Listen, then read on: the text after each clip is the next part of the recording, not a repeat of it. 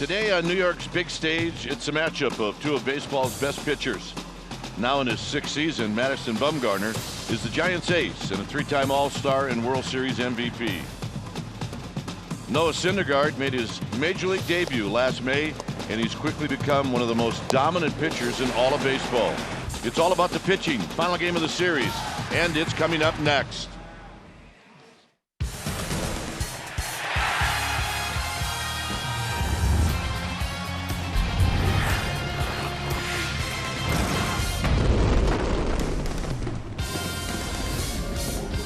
Day baseball here in the Big Apple. We're coming to you from Citi Field as we get ready to wrap up this three-game series, Giants and Mets. Hi again, everybody. I'm Dwayne Kuiper. Alongside me is Mike Krukow. Weather permitting, and it looks like we're going to get this thing started on time. It'll be a great pitching matchup. Bumgarner, Syndergaard. Well, a battle of a couple of aces, and the Giants in need of a stop job here in New York after losing the first two ball games. The Giants on the road this year really haven't done well, and their record is at 4-7. So what better way to get yourself back on track? Beat an ace. Beat a guy who's really throwing with a lot of confidence, and that would be Noah Syndergaard, the high-octane fastballer from the Mets. And the Giants, you know, I mean, their at-bats yesterday were fantastic.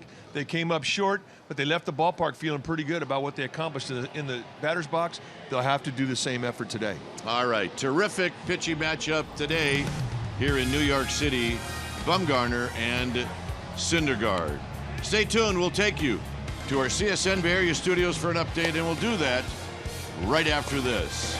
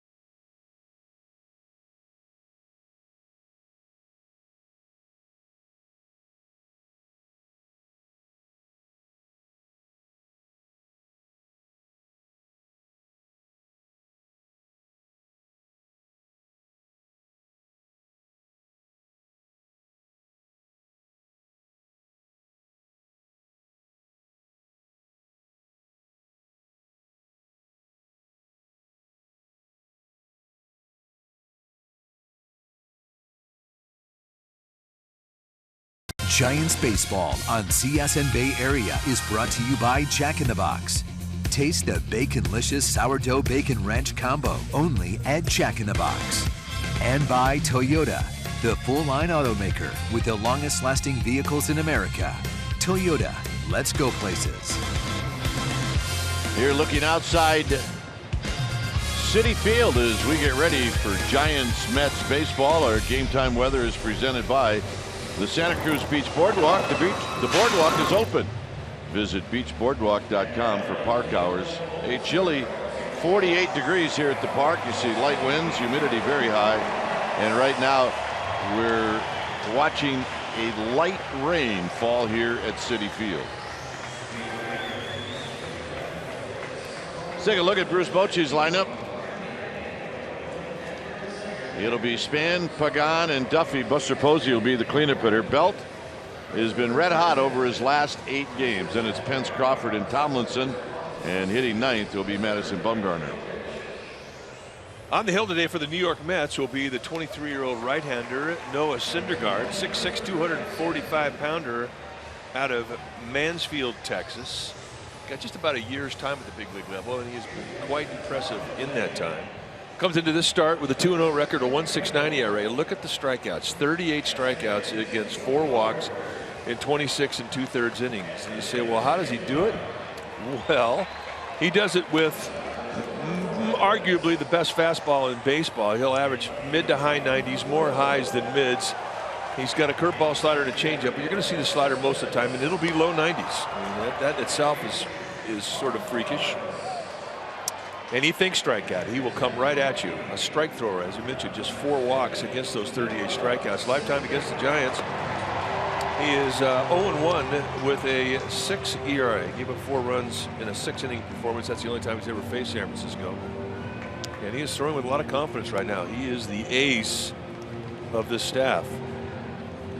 Let's take a look at the defense playing behind Syndergaard, starting in the Mets outfield from left to right. It's going to be Conforto, Cespedes, and Ligares, good arms in center and right.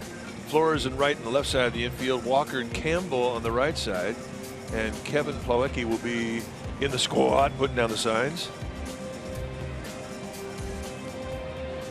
And we talk about just natural stuff, and he's got as good a stuff as you're going to see in this great game of baseball. And this is how he compares with the rest of the league. Syndergaard averages 98 miles per hour with the fastball. The league average is right around 92. Slider is 92. That itself is freakish because that's 10 miles per hour more than what the average slider is in the big leagues. And then the changeup, he's throwing a 90-mile-an-hour changeup. Here's your idea of the type of stuff that this guy has. Yeah, the kids waiting for those two, waiting for David Wright.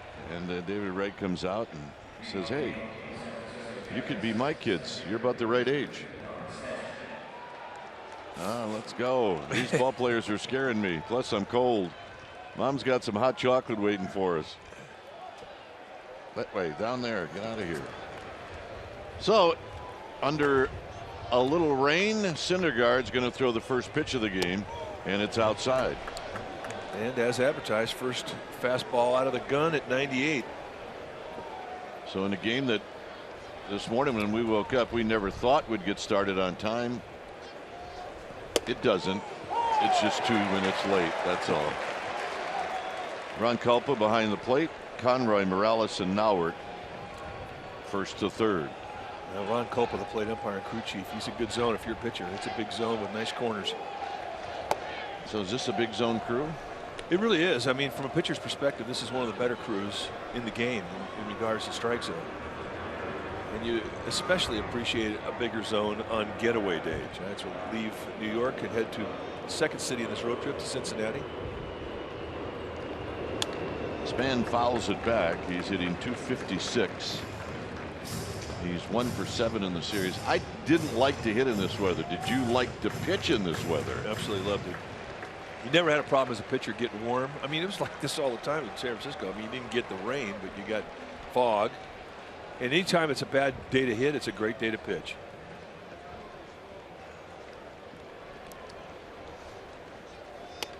And Span strikes out. on a high fastball, and that's how this game gets started. All right, time now for our Nissan keys to the game. Because of the quality stuff you're going to see from Syndergaard, number one, you got to lock and load. Get up there, get ready, get to the back of the batter's box and think fastball. And number two, score early. There's a lot of rain around the area, and this may be a shortened game. Getting runs on the board early is a key. Our Nissan keys to the game.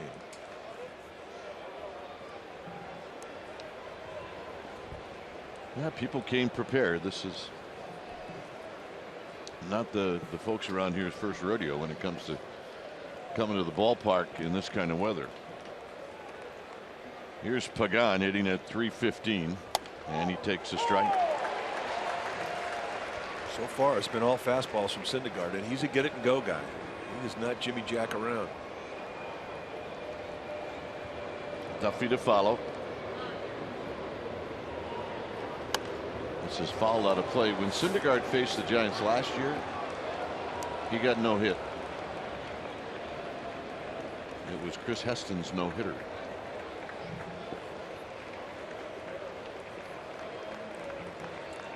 Last pitch at 90 miles an hour. Changeup. How about that? Down low. I mean, you always did well against the hard throwers, especially Nolan Ryan. I mean, what's your mindset? Just sit on one pitch? Yeah, and Nolan be quick? Ryan didn't have a changeup. I'd have been in big trouble if he'd have had a changeup. Well, he got it about age 35. But when he was young and 23 years old, it was pretty much fastball, curveball. You just still have to look for the fastball. And when you get it, and if it's in the strike zone, put it in play. Worst thing you can do with a guy like Syndergaard is play around, and then you got 2 strikes on you all of a sudden.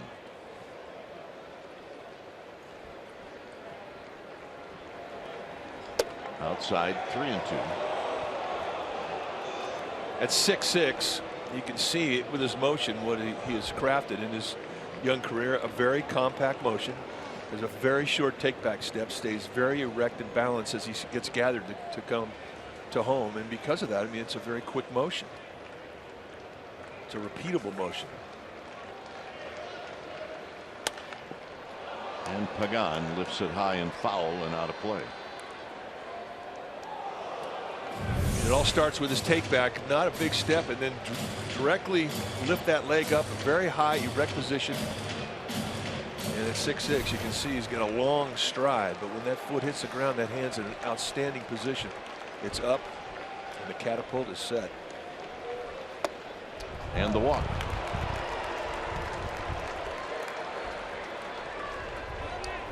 So Pagan aboard, and now we'll see Syndergaard out of the stretch with Matt Duffy coming up. Duffy, in that game where Heston threw the no-hitter, hit a home run off of Syndergaard. And that was like the coming out party for Matt Duffy.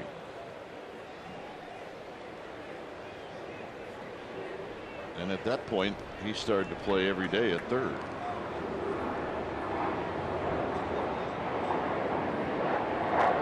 So here he is with a .253 batting average. And he jumps on this right near the bag. Flores, that's 1, and that's 2. One pitch, double play. Bumgarner coming out. Mets coming up.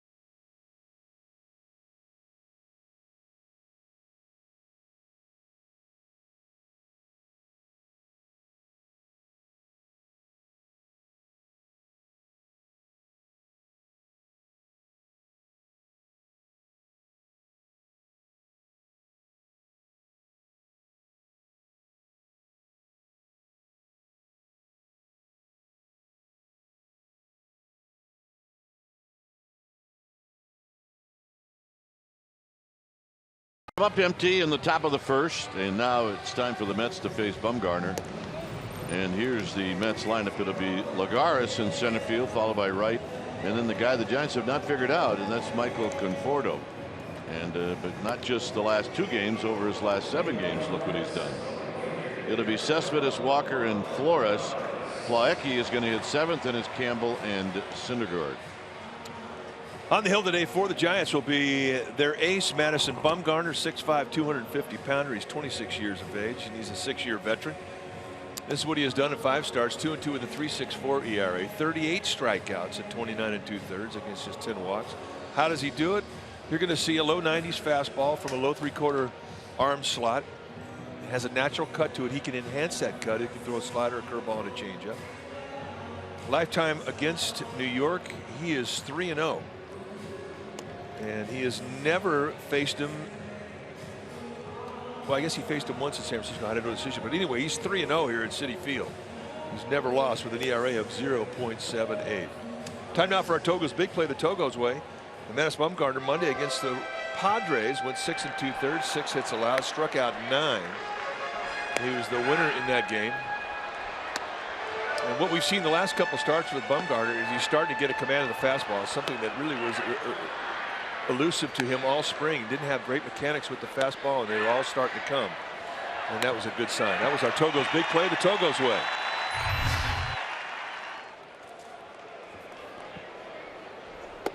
And the first pitch to Juan Lagares is down low, 1 ball and no strikes.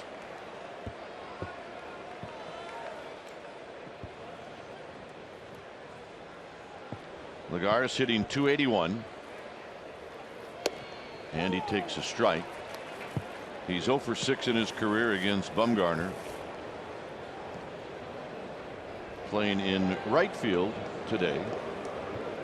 No Curtis Granderson. Another strike, and it's 1-2.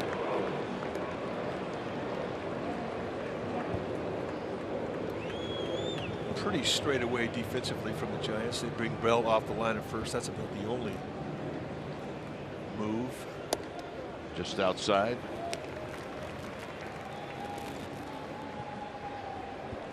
You look to see a quick pace in this ball game simply because of the natural rhythms that Bumgarner and Syndergaard have. They both like to get it and go.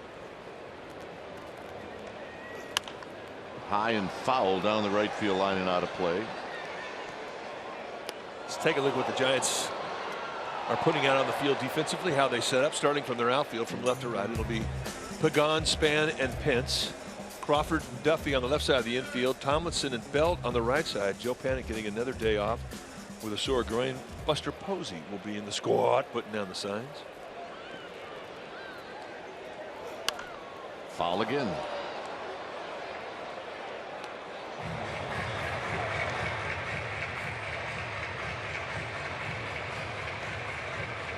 Terry Collins, the skipper of the Mets, enjoying the hot streak that his club has been on. They've won 8 straight. 9 of their last 10. And that pitch is high. 3-2.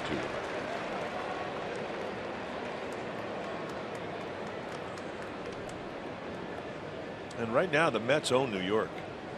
The Yankees are really scuffling in the American League East. They're 8-14, 6 games under 500.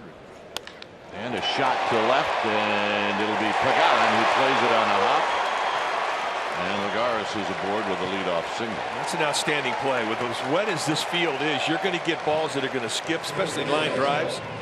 And that ball skips on Pagan, and he has to make a nice reach to his backhand side to avoid that ball getting by him. And he winds up holding Lagares, who's got good speed, to just a single. So here's David Wright. David Wright had the afternoon off yesterday. He gets Bumgarner today, hitting at .236. And now Bumgarner out of the stretch. And a strike, and it's 0-1. Wright has faced Bumgarner 9 times. He's 2 for 9.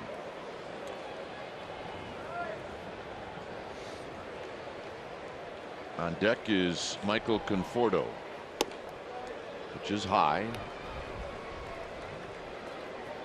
Mets are 15-7. The Giants are 12-13. And they come into this game with the same record as the Dodgers, who are on a skid right now.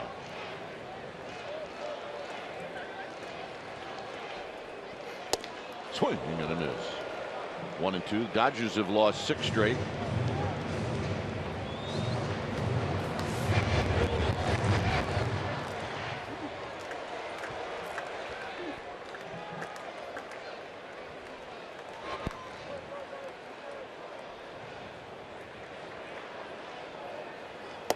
Got him, and right into it. Almost looked like he quick pitched him with the slide step. Just came set and then very quickly got out of the delivery. And it looked like it surprised David Wright. That's not an easy thing to do. Very quick step, bang, see you later. Thanks for stopping by.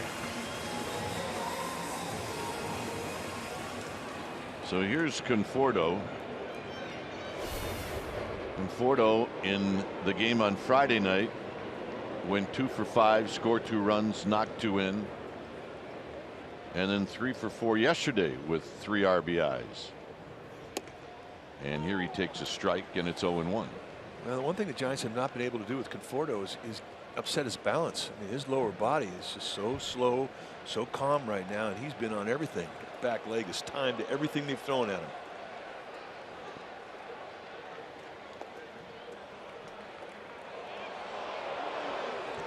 They do know where the hot spots are. In charting, Conforto really has been jumping on mistakes down in the strike zone. You get in tighter, you go up above the strike zone, he tends to break down a bit, but down around the knees, he is on fire.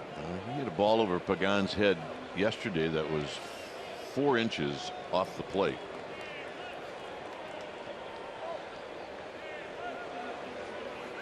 Bounces this one foul. It's 1-2. And you can be sure that Bumgarner knows full well that Conforto is hot. Cespedes is on deck. He's hitting .365. There's Cespedes. Cespedes is hitting .294. Got him. I mean, and those really are not wide strikes either. The one to right and now the one to Conforto are both called strike threes. And either they're up there guessing for something or it's just not time to the quick release out of the slide step. And Posey sets the outside target. Bumgarner splits the glove. See you later. Well, that's the first time Conforto's ever faced Bumgarner. He's got something to go by now. Here's Cespedes. A big game on Friday where he knocked in 6. Took an 0 for 4 yesterday.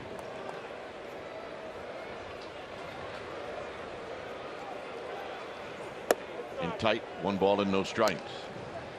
Cespedes is a couple of hits and 8 at bats in his career against Bumgarner. He's got the pant legs jacked up. You get an idea as to how powerfully built this guy is. I mean, he really is built like a linebacker. Down low, 2-0. The A's signed him. And he was one of the guys that came out of Cuba and has really become a star.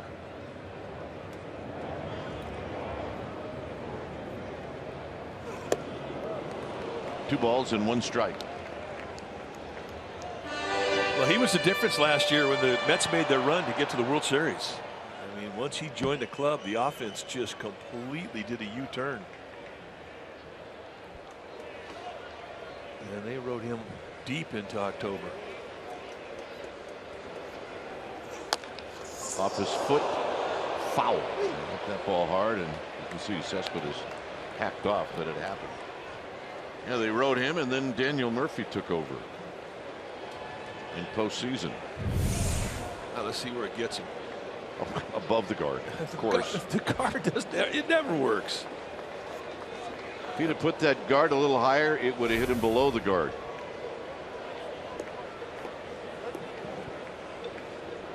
That is is a massive shin burger because he hit that ball well.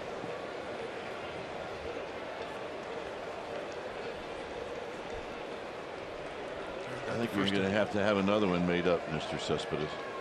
And if you're Bumgarner, you got to throw another hard slider or hard cutter down and in, right? Absolutely.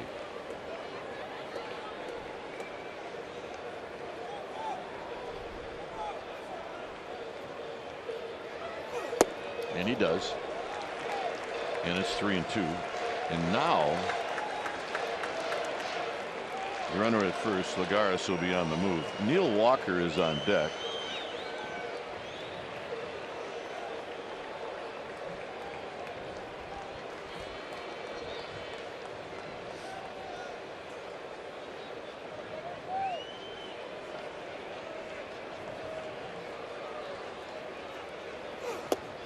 And the walk.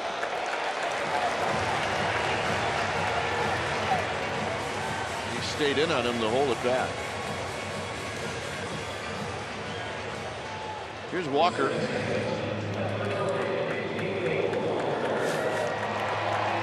Bumgarner rubbing up the baseball. Walker's off to a great start. He's got 9 home runs, 19 runs batted in. He has faced Bumgarner 13 times. He's 3 for 13.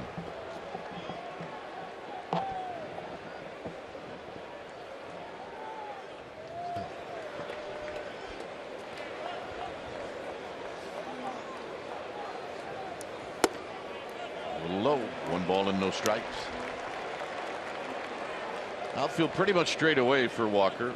He got the hit in the first inning that really hurt the Giants yesterday. He broke his bat and just snuck one past Tomlinson to knock in 2. That's the type of hit teams get when they're hot. And the Mets are hot.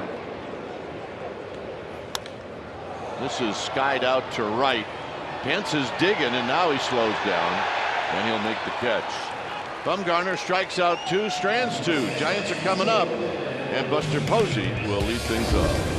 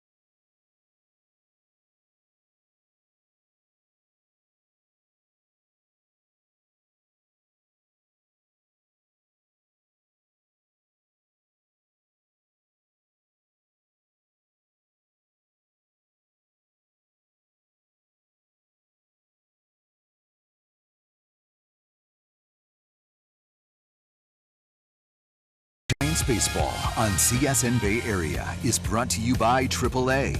Get a free Giants all-season blanket. Restrictions apply. Go to AAA.com/Giants or to a AAA branch for details. Hey, Giants fans, get the StubHub app. Not only will you find seats you love, whenever you want, you can find the best seat value for your buck when you sort out by best value. Get the StubHub app today.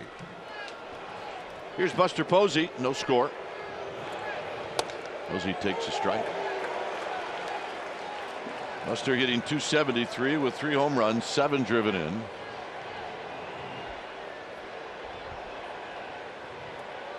Two for 5 in the series. He was taken out of the game fairly early in the blowout game on Friday.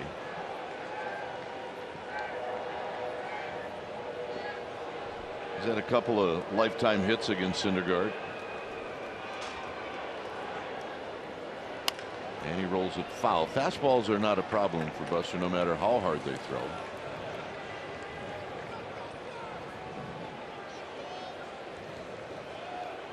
And his best numbers are usually against guys that throw hard.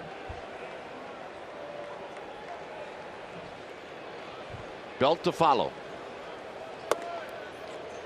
2-2. That's a 92-mile-an-hour slider. We haven't seen 90-mile-an-hour breaking balls. According to that graphic we had, that full-page graphic, below, the slider for Syndergaard is about the average of most major leaguers' fastball. Yeah. I mean, he's averaging over 92 miles an hour with the slider. Severino, Eovaldi, Arrieta, Richards. I mean, those are all healthy breaking balls. Buster on the ground to third for David Wright. And Wright's throw is way offline. The Mets had a bunch of those yesterday. But it's not easy picking up a wet baseball and winging it across the diamond. That's the story I'm going with, David Wright, and here's Belt. Well, I mean, wisdom from an old infielder. So Belt is stepping up, hitting right at 300. And a game yesterday where he didn't get a hit, but he really had great at bats. He walked 3 times. And here he takes high. Well, he came right out of bed with a first pitch changeup at 90. Until you've established the fastball, I don't think you're really going to have full use of your changeup. But this guy comes out back-to-back changeup. When you throw 98 miles an hour, that probably should be the first pitch you want to establish in the mind of a hitter. And then throw the changeup off it. But Syndergaard, no. And he shook off to get to the changeup.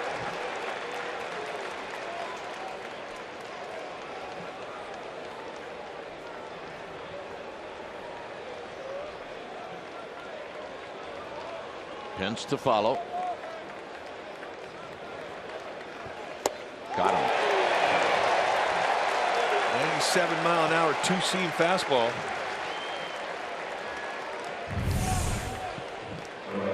They kind of give up on this thing, and the movement just takes it right through the inside part of the plate. I mean, that's movement running away from Belt. I mean, he's protecting in a two-strike mode, and you can see the two seams and the little movement that runs away from him. All at 97 miles per hour. So here's Pence. Pence fouls it at the plate. And the beautiful thing for Syndergaard is he gets older, his velocity will drop a little bit, then he'll be throwing 95. What a problem.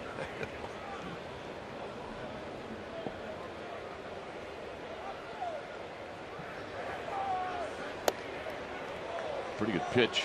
Called a ball, 1 ball and 1 strike. Pence hitting at 284. He's got 4 home runs, 19 driven in.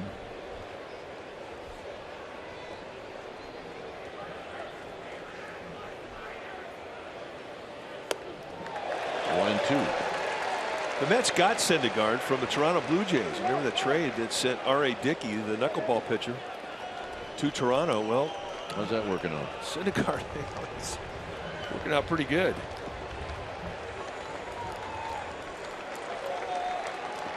I think it's a guy that Toronto perhaps would like back.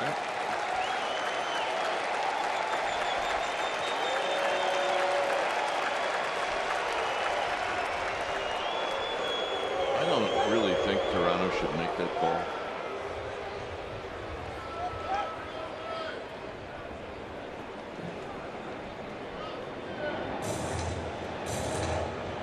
A supplemental pick, 2010, out of high school. 38th overall pick in the draft that year, so he was highly touted, and he has made good on promise. Wright's going to have to hurry, and they got him. I did not think Wright had a chance. And I think Pence was out. He's going to have the Giants at least have somebody look at it in the clubhouse. But I'm writing 5-3. All right, let's take a look at it. It was a nice dig from Eric Campbell, the first baseman. Well, maybe not. Pence doesn't usually make an argument.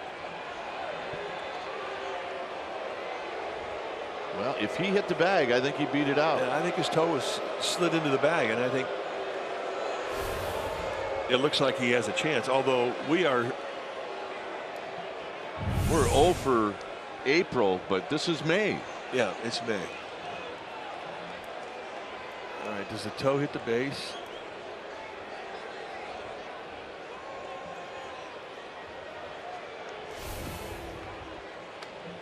Wow. Hey, it's a tough call for Bruce Bochy in the second inning, but when you got a guy like Syndergaard that's dealing, you might as well see if you can get him into the stretch. Well, this would be the first hit of the game off of Syndergaard. And this replay review is presented by Xfinity. In all honesty, Mike, I have no idea if he was safe or out. Yeah, I don't even want to speculate anymore. So if I have no idea that he's safe or out, then it's not likely he's going to be called safe. Not with the crews that we've seen come into New York of late. But I think he is safe. I think they're waiting for me to make my call so they can go opposite to whatever you know I say. what? A couple of weeks ago, I would have disagreed with you on that, but now I strongly agree. So that's going to end the inning. It ends up being a really nice play by David Wright, and we'll head to the bottom of the second.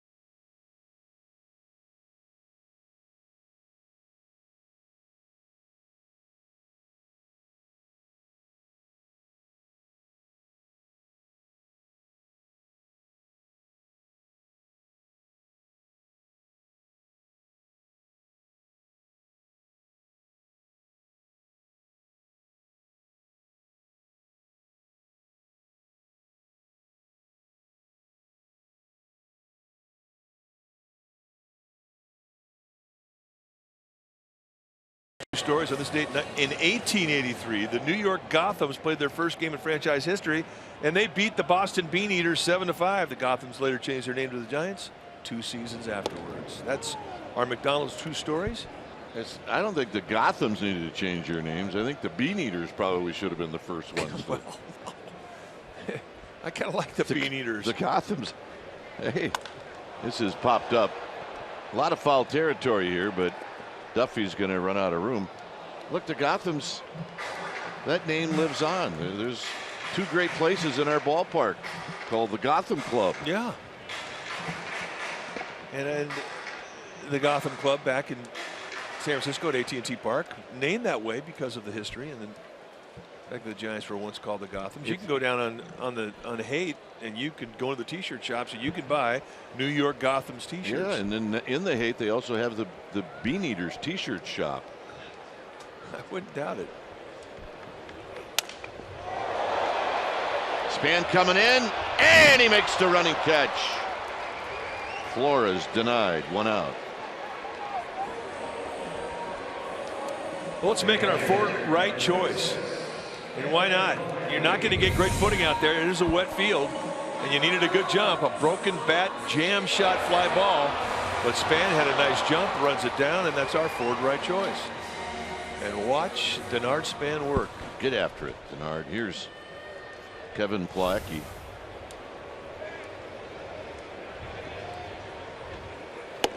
And a strike. Plawecki hitting at 192. He started and caught the game on Friday and went 1 for 3. A little high, maybe outside. 1 ball and 1 strike.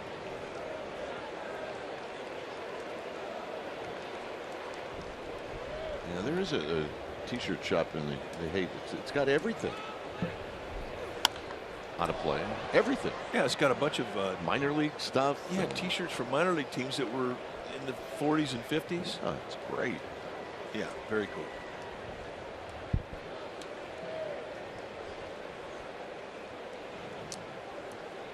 Still a light rain here at the ballpark.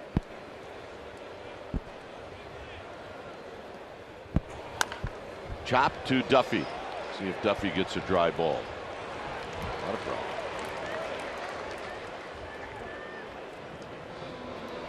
Here's Campbell. I wonder what Gaylord's record was in days like today. He may have been the greatest mudder to ever play. Undefeated. Put a little wetness on the ball for Gaylord Perry, the Hall of Famer, and he could make it sing. The captain of the all Mutter team, Gaylord Perry.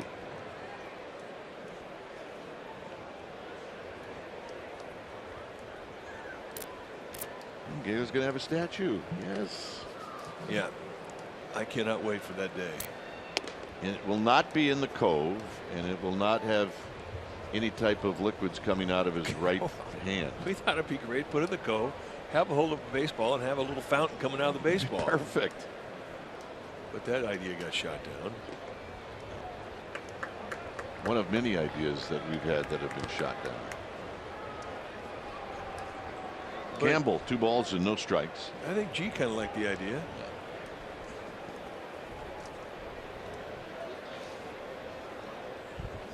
Foul back. Campbell letting out some chaff ahead of the count. It's 2 balls and 1 strike. No score. Bottom of the 2nd.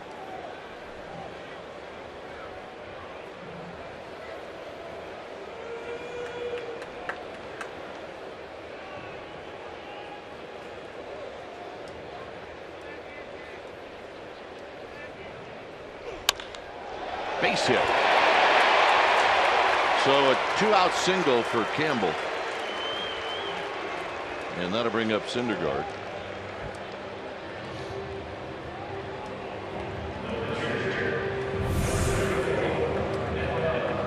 One count, looking for a fastball, getting it. Good swing, gets himself a knock. It's great when Noah Syndergaard comes into his at bats, or when he takes the mound, they play the same music. It's a theme song to Game of Thrones.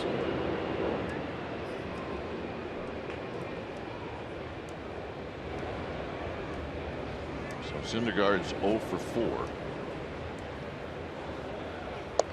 And it's high, 1 ball and no strikes.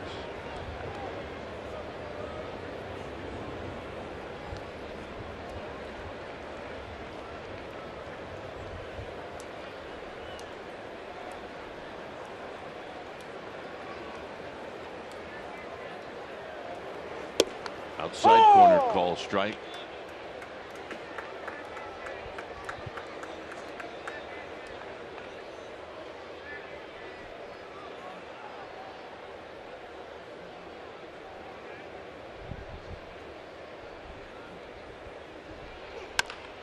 Up the middle. Crawford. Side retired. For the Giants, Crawford's going to lead things off.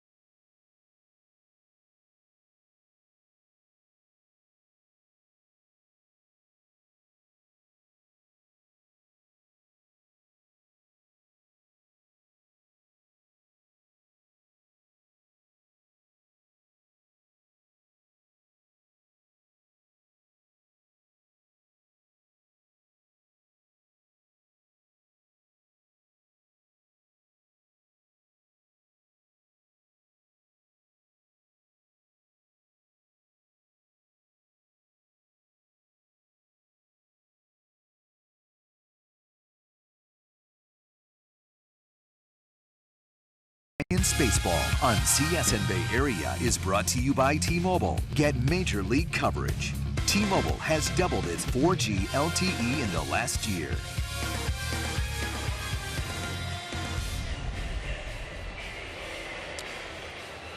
All right, Toronto Blue Jays are going to be at AT&T Park May 9th through the 11th, and the Giants invite all students, alumni, and fans of USF to our college night at AT&T Park on Monday, May 9th. Each special event ticket package will include a ticket to see the Giants take on the Blue Jays and a limited edition co-branded Giants USF college cap. Go to sfgiants.com/special events and check it out.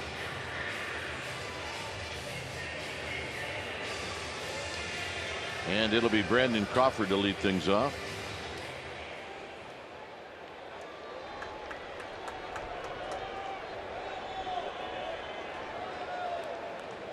So Crawford coming in at 244.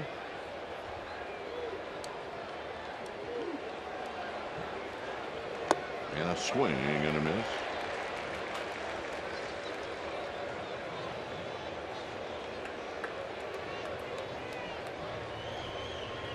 Crawford 1 for 3 lifetime against Syndergaard. And the pitch is low. On deck is Tomlinson. And then Bumgarner. With the bullpens as close as they are here at Citi Field, right when Syndergaard and Bumgarner went out to warm up. There's a strike. They ended up being fairly close as they were playing long toss, and they stopped and had a conversation. And I'm wondering if it was the old fastball conversation. I'll give you a fastball if you give me one. Yeah. Well, we're going to find out.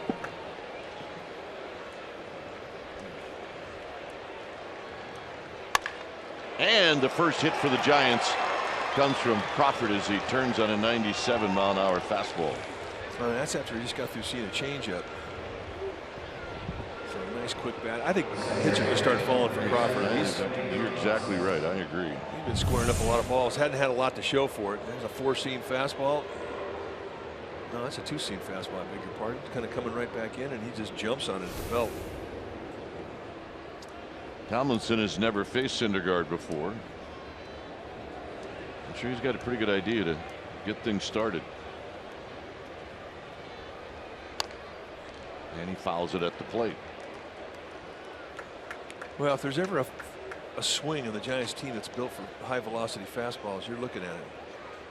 Kelby Tomlinson has got the quickest load of anybody on the Giants team. He just like he's playing pepper. And he is completely happy with letting that pitcher supply the power.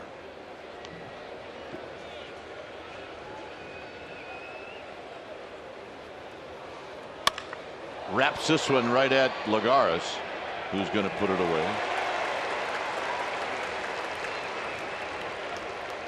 And here's Bumgarner.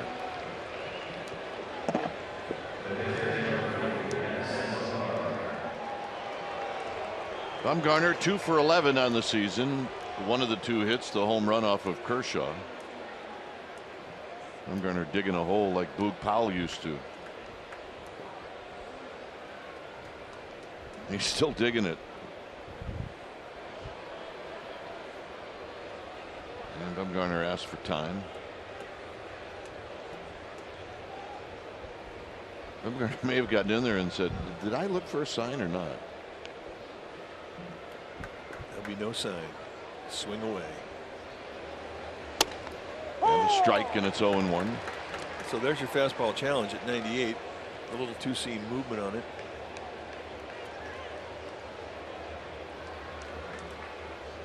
Bumgarner may have asked Syndergaard a little bit more out over the plate. Yeah, if you wouldn't mind mid-thigh high. Thank you very much. Crawford back.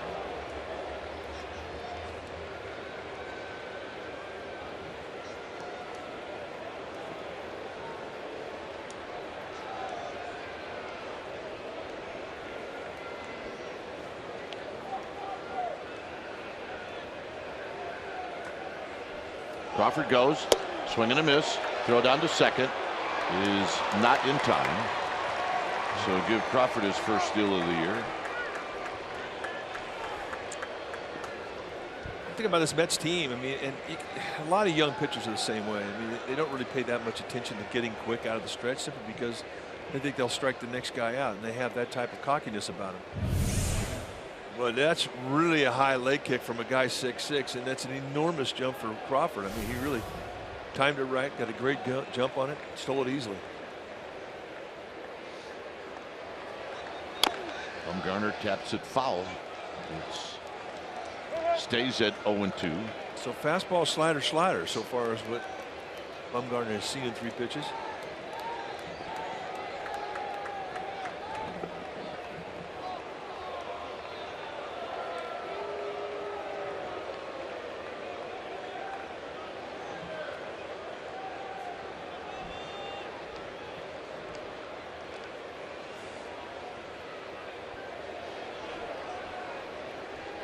Breaking ball hammered to left, and it's right at Conforto.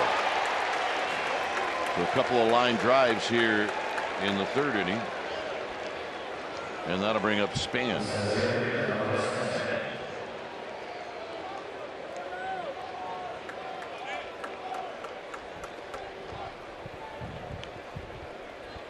Span struck out to open up the ball game.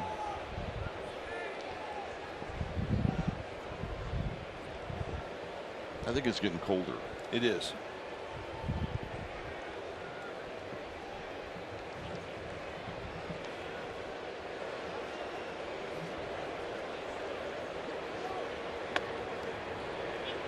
Pagan to follow.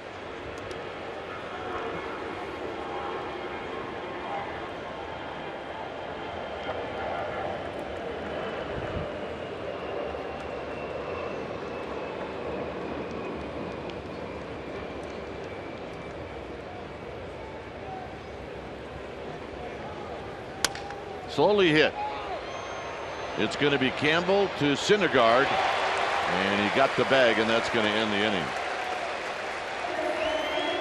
Top of the order coming up for the Mets. It's 0-0.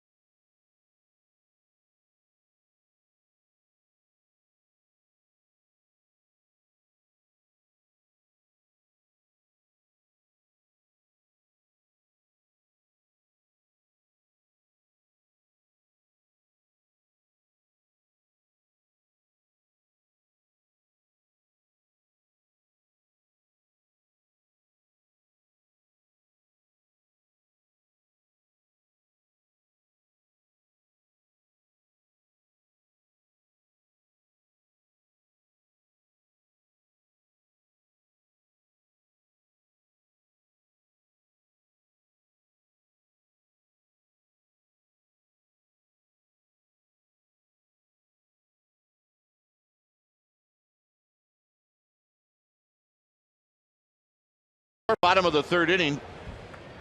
It'll be Juan Lagares, David Wright, Michael Conforto facing Madison Bumgarner here at Citi Field on a damp, cold Sunday afternoon. For whatever reason, it feels like the Jets should be playing. Yeah, it does feel like late November.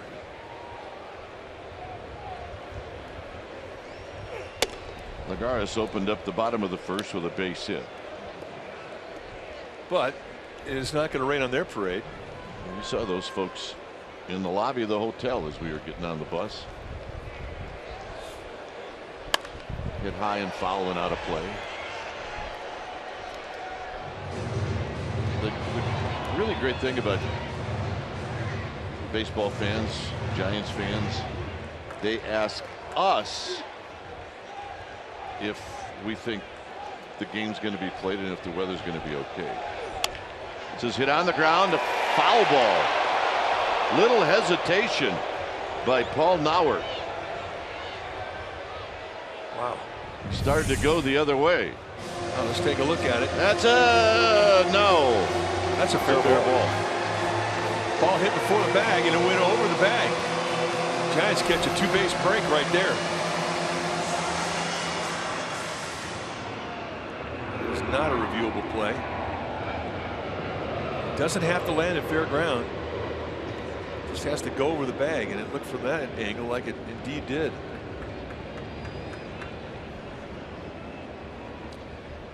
So it's 1-2. Foul back. But when fans ask us, we always basically say the same thing. It's going to be fine. Yeah, They're going to play. don't worry. It's just 6 inches of snow. It's going to melt. Yeah, it'll get off the field. They got wind blowers.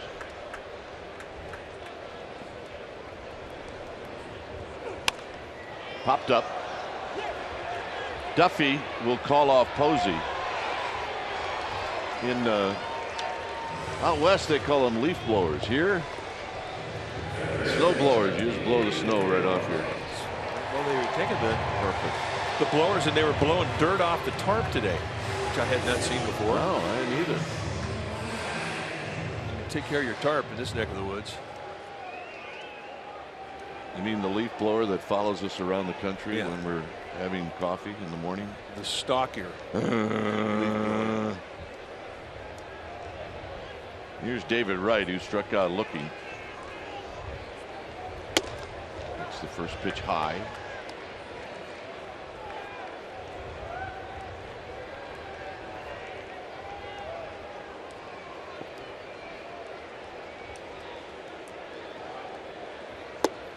Two and 0. On deck is Conforto.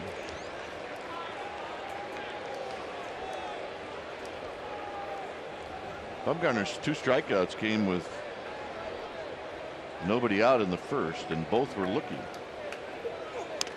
Wright shoots this one to the backstop, foul. And both hitters both look like they just either were guessed wrong or they just didn't pick up the ball. All right, was one of those hitters. And he does not look to me like he's seen him very well. Really has had to deal with some issues health-wise here the last year and a half.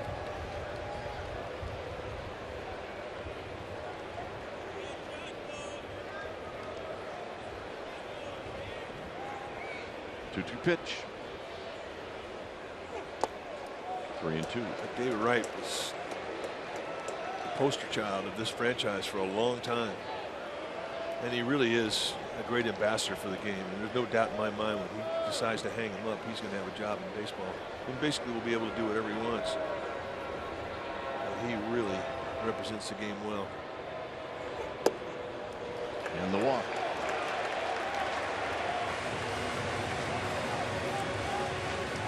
Second walk issued by Bumgarner. Bumgarner walks Cespedes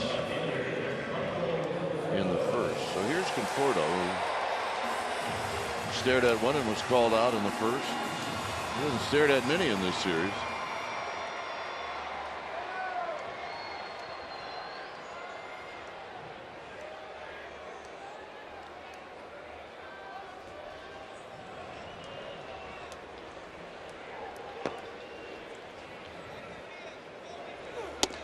And a strike, and it's 0-1.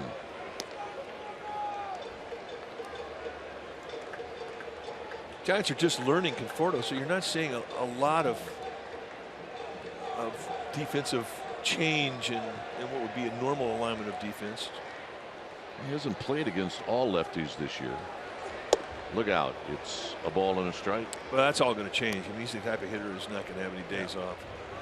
You see Matt Duffy, the only guy who really is leaking out of a straightaway position. He's playing the 5.5 hole, and Crawford is about 5 steps to his left.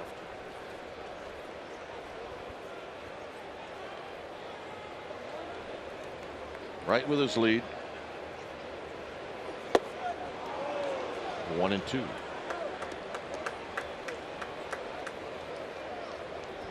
Now Conforto trying to figure things out.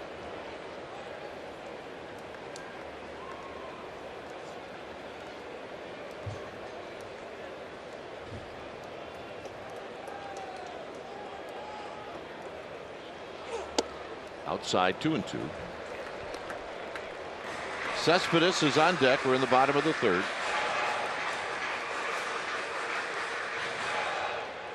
There's Cespedes, a game that we did not think was going to get started on time, but it did. Bounces this one foul. We'll do it again. Well, it was really the forecast that we started reading about 2 days ago in regards to today. It didn't lead you to believe there was going to be much of a chance, and then we woke up this morning at the hotel and it was raining, nasty. And as we got closer here, the Mets people were saying, no, we're going to go on time. And here we are.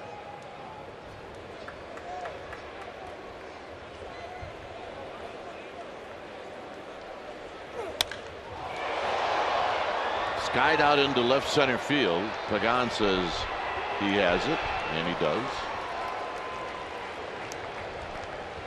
2 outs, and here's Cespedes.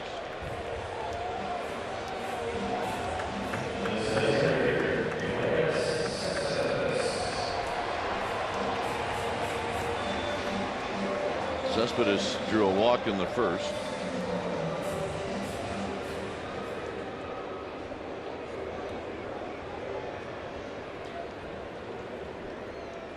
Warriors play today, so good luck to the Warriors.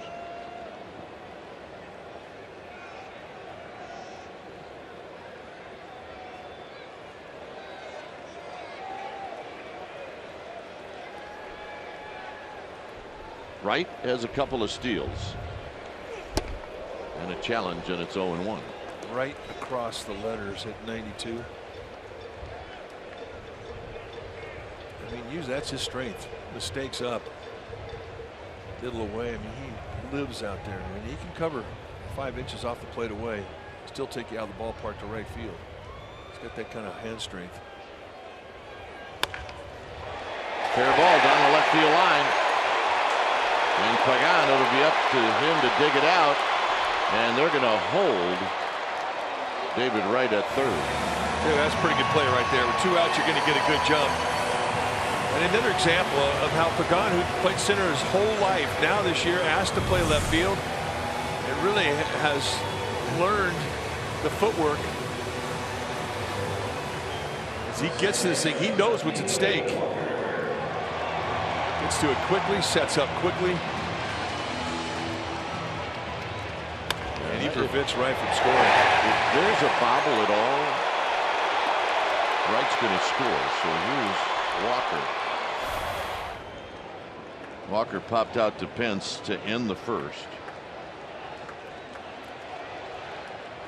So walk and a double.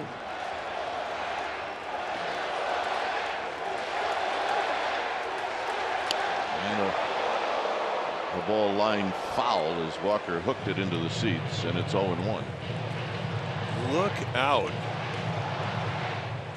2 little girls there, all warm and cozy. Yeah, sure. Watch those 2. Do not let those 2 get dinged. Yeah, they're good. What happened? What was that? Foul back, nothing in 2. Are they Twinkies? They may be. Yeah.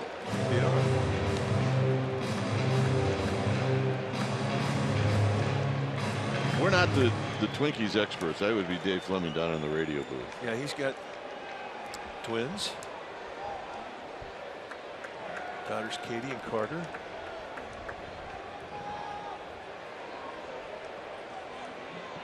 So 0-2 to Walker. And he pops it up. Who's it going to be? Belt doing the pop-up dance, and that ends the inning. Mets strand a pair, 4th inning coming up. Pagan, Duffy, Posey, Belt, Pence, Crawford coming up.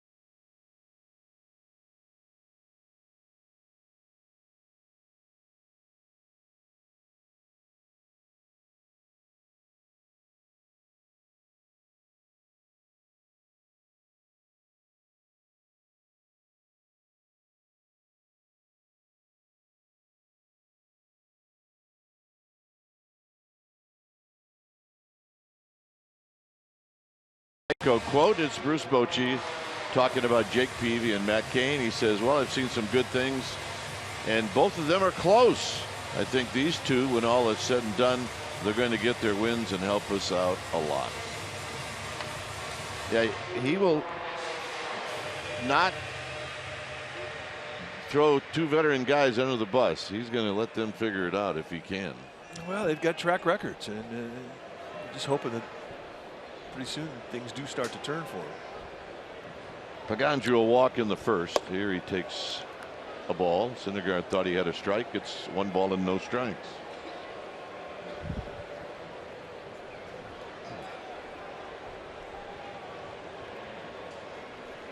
And Pagan taking all the way, and he did so just by bluffing a bunt. I mean, not a bad thing to do if you're going to take it all the way. Put the bunt idea in the minds of that third baseman. Out of play, 1-2.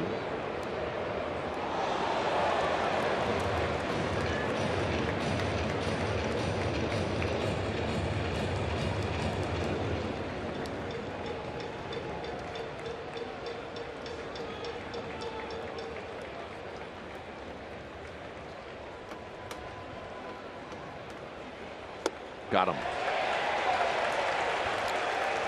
91-mile-an-hour slider for the payoff pitch.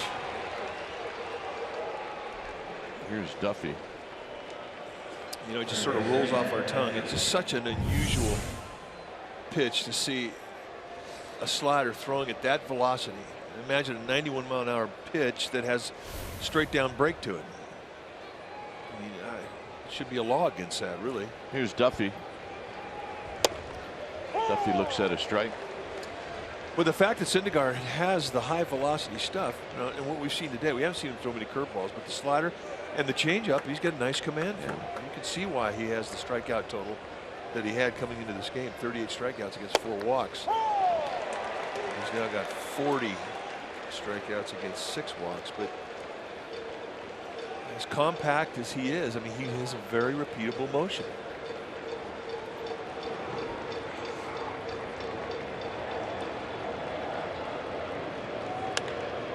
And Duffy smokes one into center field on an 0-2 pitch. And that was not a hanger.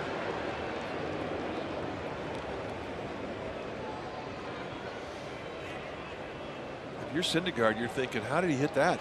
I threw the pitch I wanted to throw. Another high velocity slider in a good spot. I mean, this is knee high on the black. That's a big league knock. Here's Buster Posey. Buster bounced out to third in the second.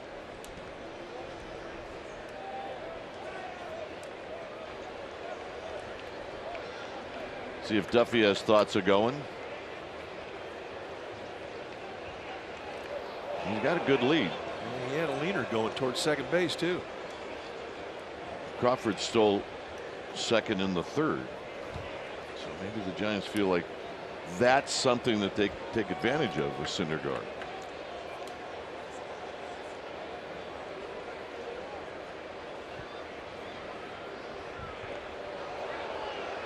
Close. It's a good move for a guy 6'6". He has to rely on a good move to first base because he just is slow out of the stretch. He does not do a good job of holding guys on. Last year, 16 bases attempted, 15 were successful, and not doing a good job of it again this year. Duffy goes, and the throw, not in time. I like that. So the Giants are going to do this every chance they get. And if you're Kevin Plawecki, the catcher for the Mets, you know, you just aren't getting a whole lot of help. I mean, watch the size of this jump.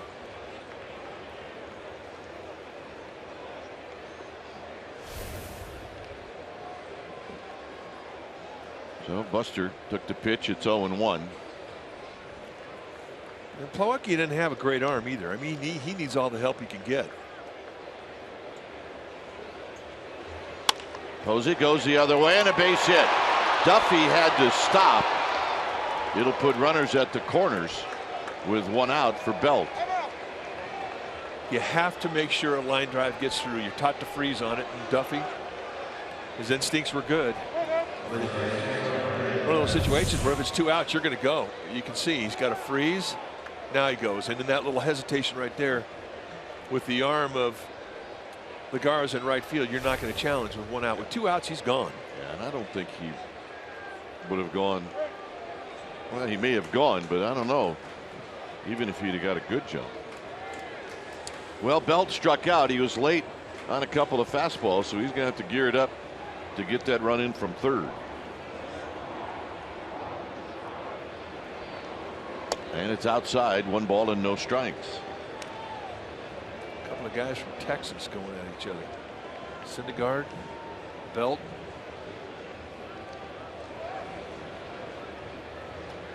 Both live in Texas in the offseason.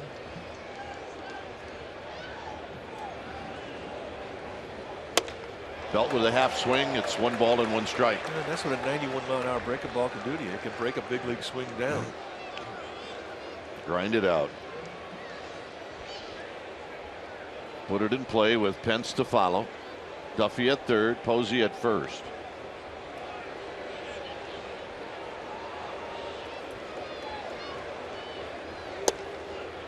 Syndergaard fell down. It's 2 balls and 1 strike. That's the one thing you worry about on a wet day. That's what kind of footing you have. And I'm not sure there was a slide there. He may have just tripped. But I guarantee you, collectively in the Mets dugout, there was a gasp for air. Maybe one by Belt, too. Yeah, there was a slip there. Absolutely.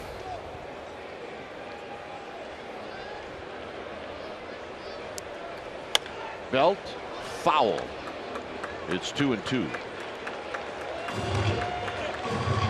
So Syndergaard, who's a strikeout guy, is pitching for the strikeout, and Belt's got to put it in play. Question is pitching for the strikeout.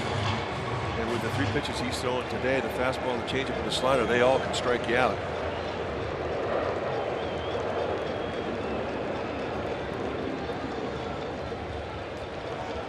They want a slider.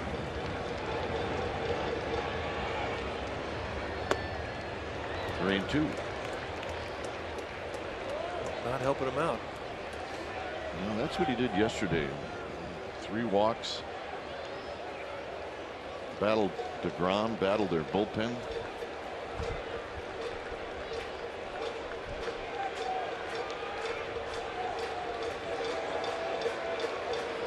Posey goes, and a 1-hopper, and a run's going to score, and Belt gets the job done. With Posey going, it wiped out any chance of an inning-ending double play. Yeah, you really do have to applaud the skipper. I mean, Posey's not a guy with his speed that you're normally going to send with a strikeout pitcher up there. But Posey goes, and he again had an enormous jump. It is the difference of a double play that ends the inning or you put yourself on the board. Well, you can see Posey just how far along he was. And Neil Walker, I mean, he wanted to come home, but no chance. Here's Pence. As Pence with a big swing and a miss. Pence, another Texan. Was in Houston in the offseason.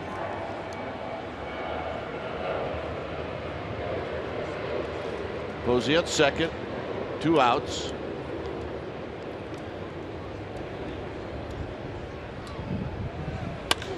Driven to right. Lagares back. It is out of here. And it's 3-0 Giants.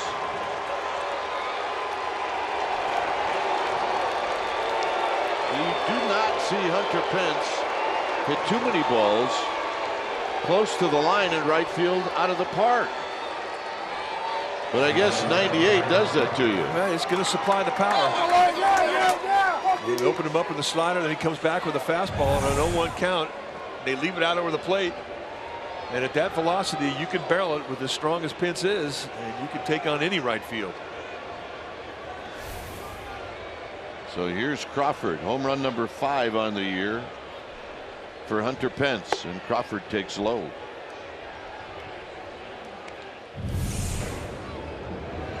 Now this is the first home run allowed by Syndergaard this year. And it comes at an 0-1 count.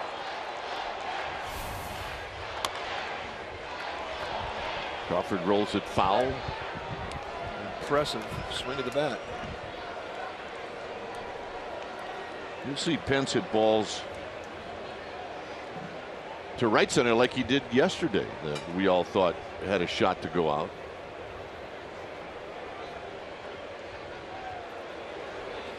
Crawford is going to wave at that one. It's 1-2. Slider down the dirt, broke down pretty much the same way Belt did when he saw the slider. That's the type of swing of bat that will really energize an entire dugout, just because of how physical it is. And Syndergaard's going to strike out Crawford to end the inning. Pence, home run number 5. He's now got 21 runs batted in. It's bye-bye baby, and it's 3-0 Giants.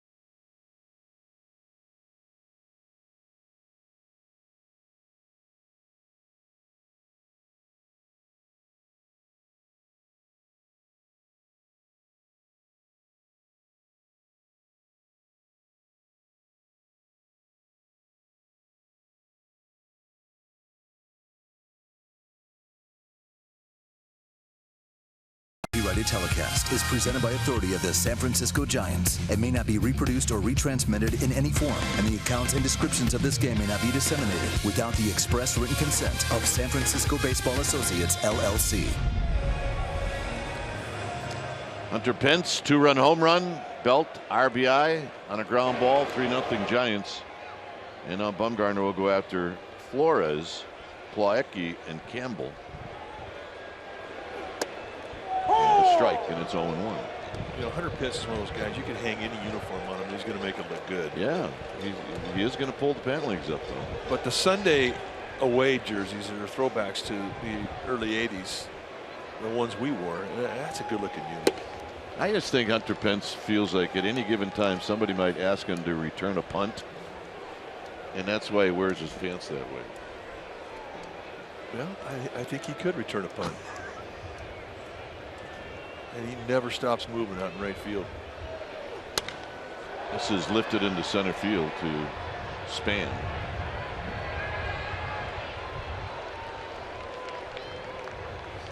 Remember Forrest Gump when he returned the punt? Yeah. Just kept on running. Went right out the stadium. Yeah. That's Hunter Pence. Yeah. Run, Hunter, run. Oh, it made me laugh. What a great movie. I could watch that tomorrow. Run. And he ran right out of the stadium. Here's Plawecki, who bounced out to Duffy. And a call strike. Here's our man, Hunter Pence. Come to the ballpark at AT&T and you watch the game. Watch Hunter Pence. He never stops moving, ever. No swing. Yep, he's fidgeting. Yep, sleeves. Oop, got to fix that. That's important. I think so. Stay loose. Up the middle. Can Crawford get there? He slides, he throws, got him. Wow. He's good. Well, he's a Gold Glove shortstop, and he just showed it on that particular play. I mean, that was a base hit, but then to figure out, okay, how are you going to stop it and get a throw off? And that's the brilliance of the play. Slides into it, quickly gets to his back foot, and in one movement, he makes a spectacular play. Helps if the grass is a little damp. You can slide really nice. Yeah. Atta baby. That's how you energize each other. Here's Campbell, who singled in the second. Inside, a ball. 1 ball and no strikes.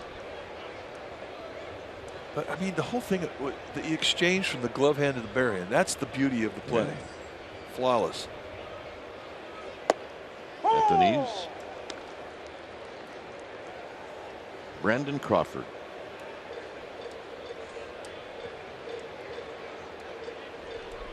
All in a day's work. Pleasanton. One of our own. Breaking ball for a strike, 1-2. That's good curveball. That's one of the best curveballs he's had this year. When they say the infield's homegrown, Crawford really is homegrown. Not only from the organization, but from the Bay Area. Up and in, 2-2. I remember when the Giants drafted him, and you had somebody in the know that said, watch this kid. Yeah, a friend of mine that his 2 daughters went to UCLA. He saw a lot of Bruin baseball, and saw Crawford, who went to UCLA, and he said, this guy's going to be a big leaguer. Yeah. And Rob Herdman, who's probably watching the game right now, you were right on. Good scout report. 3-2.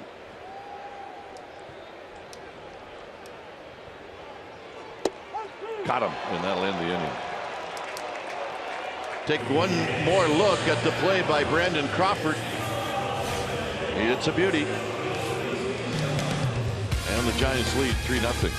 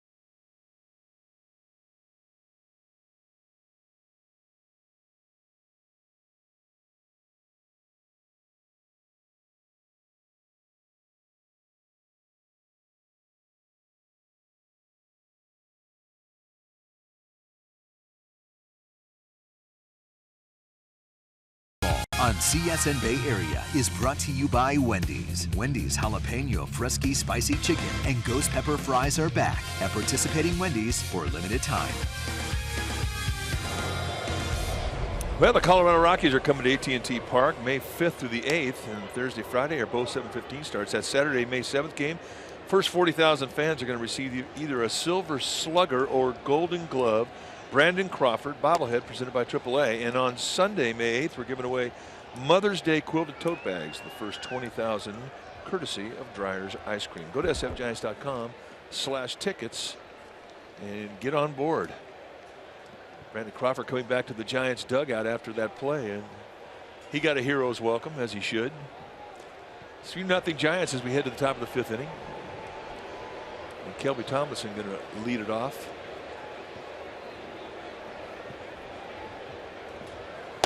And a strike. Tomlinson lined out to center field in the 3rd.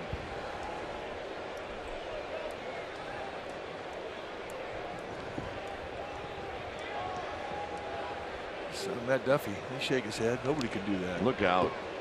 Clarkie's thinking, my goodness. Well, when a guy throws 98, you don't want to scud.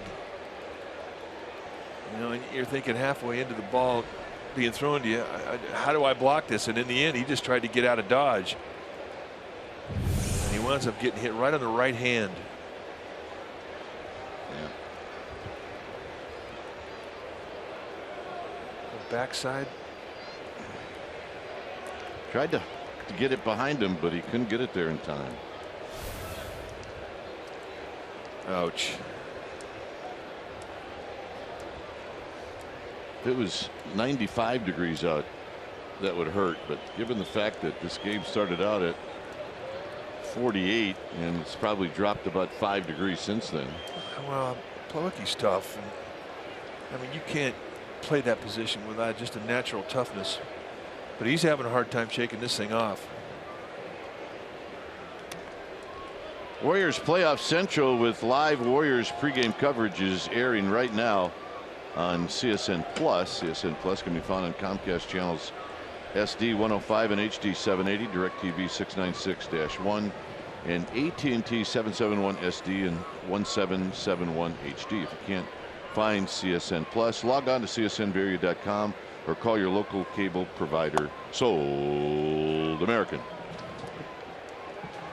If my dad's watching, he was the auctioneer in the family. Sorry, Dad. I gave it a shot. I think you could do that. Outside. 3 balls and 1 strike.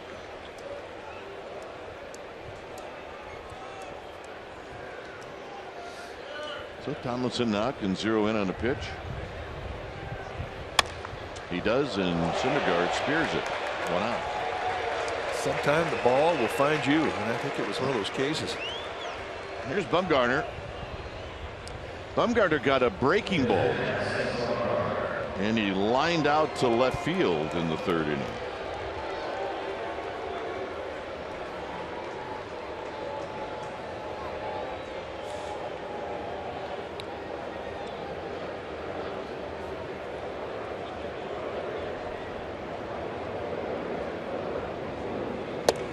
Challenge, not so. Swing and a miss. Yeah, a challenge slider at 92. It's just hard to explain that type of movement at that type of velocity. It really is.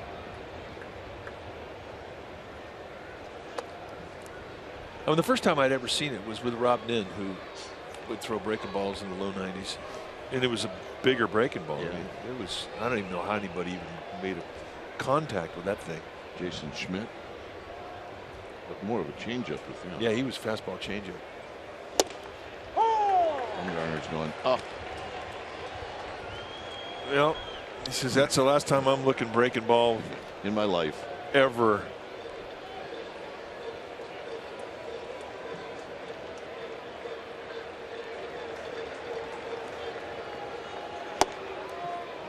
Two and two. I mean, even when Nolan Ryan was throwing as hard as he was throwing, his breaking ball was a curveball. So he wasn't throwing it 90. Right. I mean, it was. There was a dramatic difference in speed. It was a good curveball. Maybe one of the best ever. Got him. With a changeup at 90. So he pitches Bumgarner like he's Buster Posey and gets his 5th strikeout. First called strike 3. Another really deadly combination back when we played was Bert Blyleven. He had the really good fastball and a really good hard curveball. Yeah, he had one of the best curveballs in Major League history. But Syndergaard, I mean, he could look every one of those guys in the eye with the stuff he's got.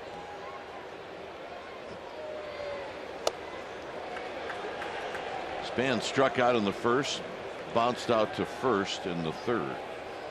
And Syndergaard's still 23 years old. I mean, he hasn't figured anything out.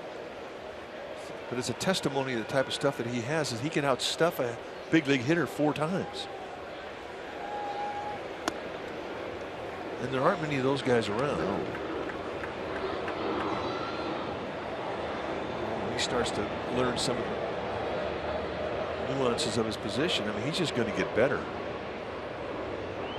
I mean, he's still short of a year at the big league level.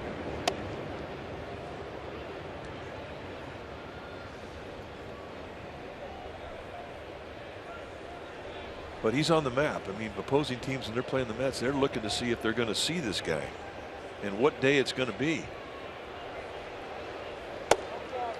Outside 3-1, so this is where Tomlinson was. And you know you have great stuff when you've been in the big leagues for not even a year, and already there's cases of Syndergaarditis that are floating around the National League. Span takes it. It's 3-2. I think he was going to take that all the way.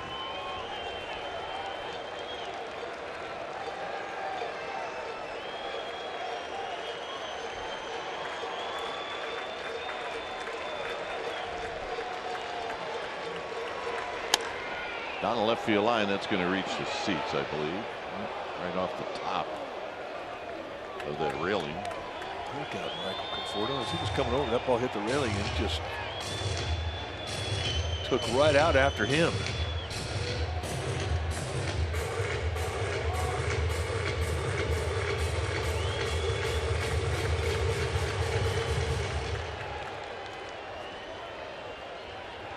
So another pitch to Denard Span. It's a 3-0 lead for the Giants.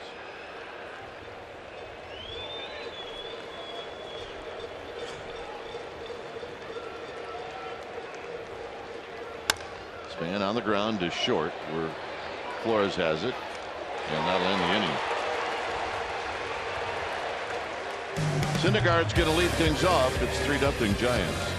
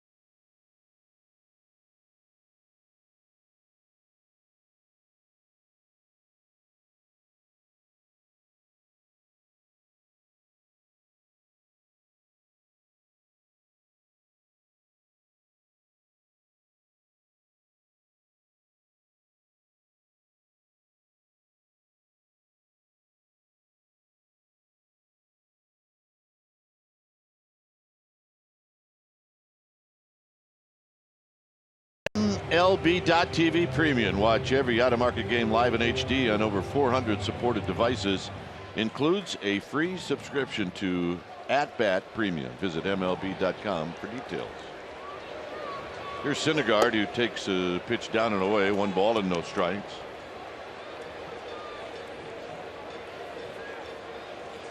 Syndergaard 0 for 1. Swing and a miss.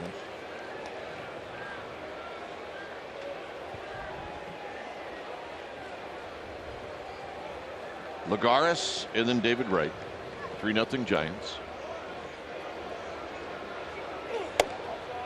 pitches high. That's 76 pitches for Bumgarner. You know, it doesn't happen very often. You have a left-hander or a right-hander facing each other like you do with Syndergaard and Bumgarner. But if you look at the mark on the mound that Bumgarner's landing, it's the same spot that Syndergaard's landing. They're both using the same spot. Bumgarner's got a little crossover step, and he throws across his body. And they're both planting in the same spot. And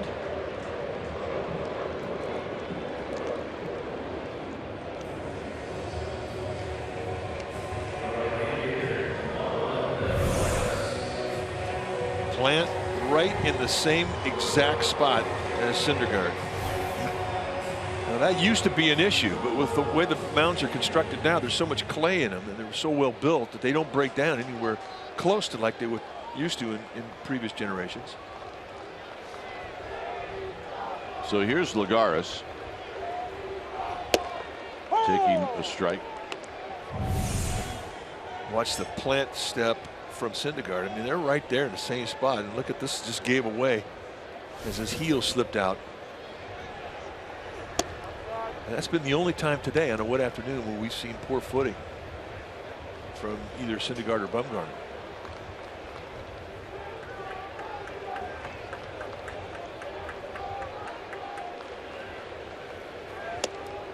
Two balls and a strike. David Wright on deck.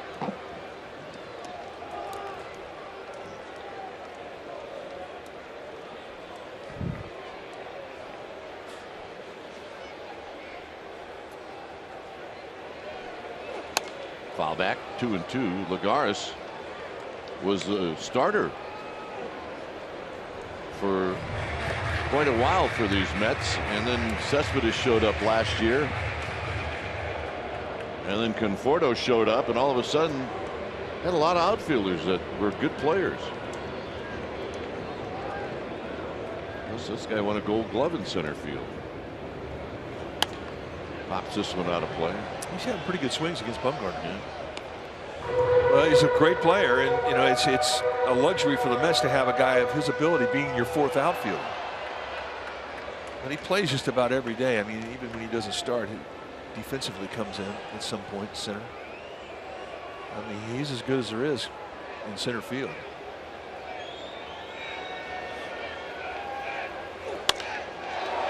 Hit out into right center field. Is anybody going to get there? Pence's 2 down. At first it looked like maybe not. Here's David Wright. Wright is struck out and walked. We're in the 5th. 84 pitches for Bumgarner. He's walked 2. He's struck out 4.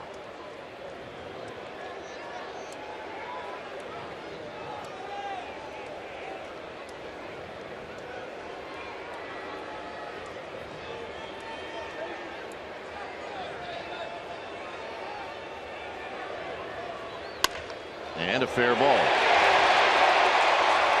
This will kick right to Pagan, and Wright has to stop at first. That's another break. That very easily could have been a ball that would have allowed Wright a chance to get a 2-base hit out of it. Once it got down the line, this is where they catch the break. It hits off the tarp and kicks right over to Pagan, who was there to pick it up, get it back to the infield, and Wright has to settle for a single.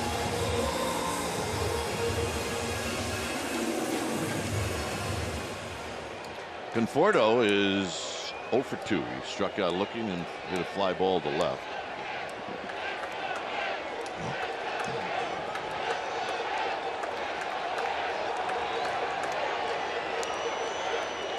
Hits are even at 4.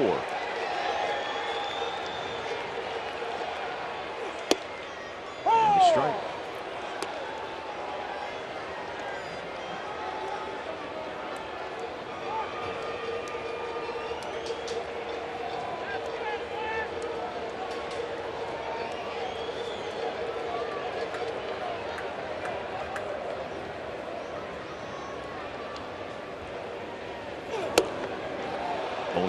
Just shot 92 right through him at the knees on the outside corner.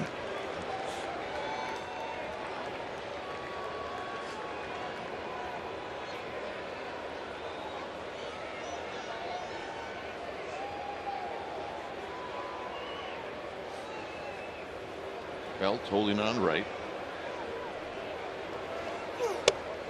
Outside and high. 1-2.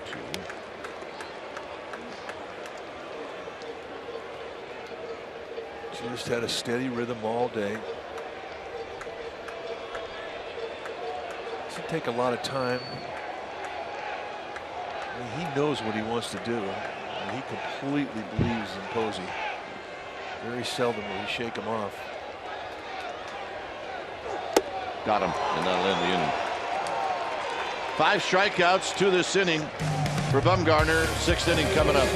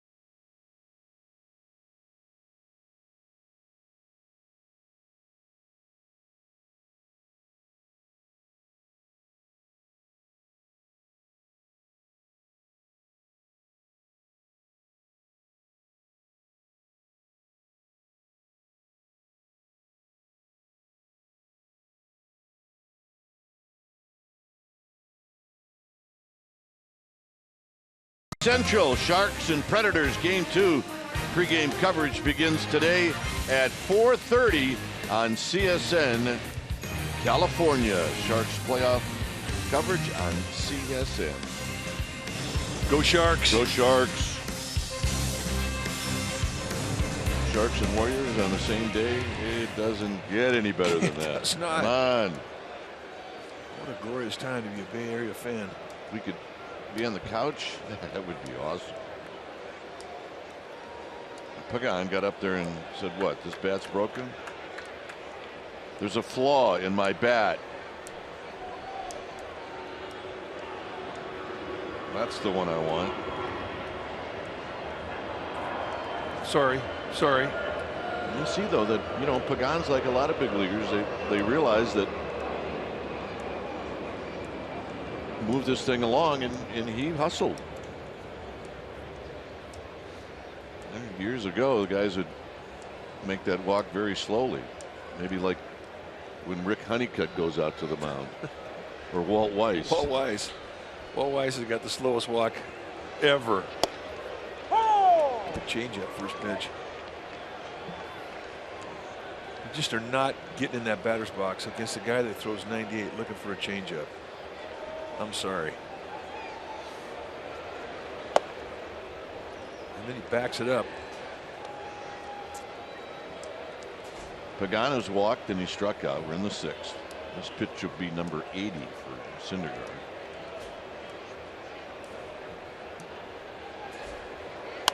Out of play.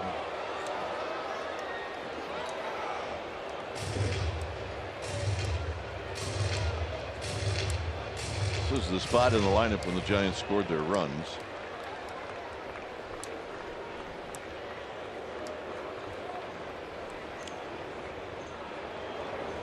Low, 2-2. Cincinnati, here we come. Monday, Tuesday, and Wednesday, 2 night games and a day game. Cincinnati and Pittsburgh today, closing out their series, so they'll come back home. Pagan stays alive.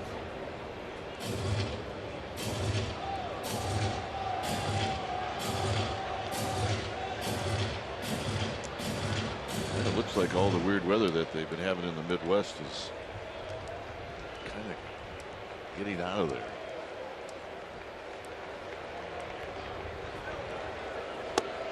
Outside to Pagan, 3-2. Yeah, it's just the time of year, though. You figure you're going to get hit with some nastiness someplace.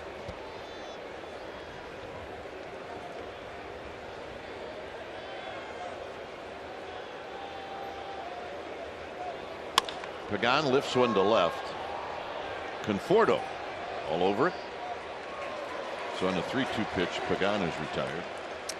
And the other thing too about the weather we've seen this year, it's been cooler. This April has been a cold April around baseball. Yeah, the season starts out cold, and then once you get into postseason, depending on where you're at, it could end up cold.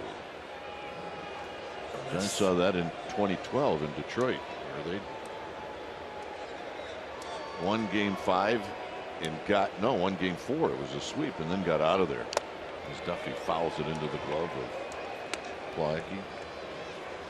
Because after they won that Game 4, it got really bad in Detroit, so bad that there were network people that couldn't get out. If the Giants had lost Game 4 and had to stay in to play Game 5 in Detroit, it would have taken them a week to play that game. Out of play. That's how bad the weather was. And then things get really weird after that. You start waiting around a week. Oh, I mean, your skills erode. Yeah, momentum's in a snowbank. It all worked out good.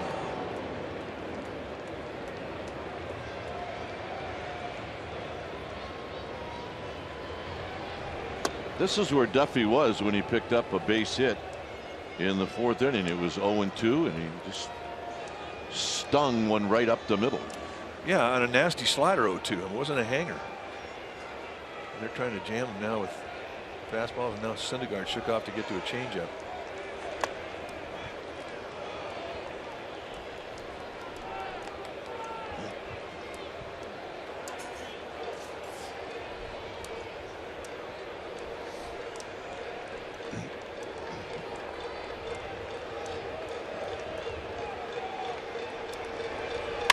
Duffy wraps one into right field, a base hit. Duffy now lifetime against Syndergaard is 4 for 6. Put that on your resume. Well, you can. I mean, you're successful against the guy who's probably got the best stuff in the National League. Here's Posey, who singled in the 4th inning. Remember, Duffy stole second in the 4th, and Syndergaard keeping an eye on him, and he may go here. Kind of have to think when you say the guy's got the best stuff in the National League, but yeah, well, Jake Arrieta will probably give you a little bit of an argument, but both those guys, who could argue? They got a left-hander down in Los Angeles that can make a pretty good argument. Well, too. yeah, we were talking about right-handers. Yeah, there you go. But his stuff is that good, and it's above average, everything he throws. Duffy with his lead.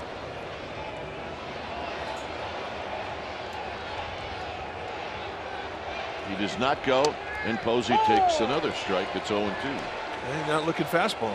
That's how he takes it. So he guessed twice, guessed wrong.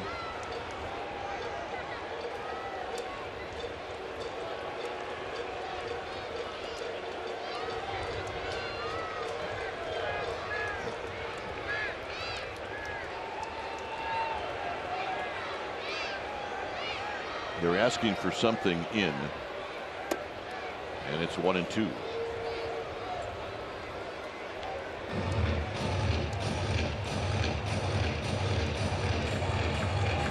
There's some activity in the Mets bullpen. The pitch count becoming an issue. Ideally, you want to be around 75 pitches at the end of the 6th inning, so you get an idea of just how far over the average he is.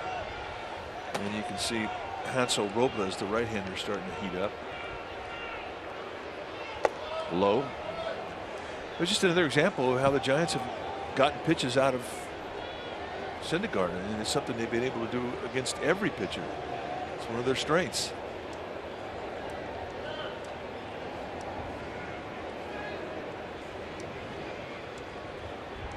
Two balls, two strikes.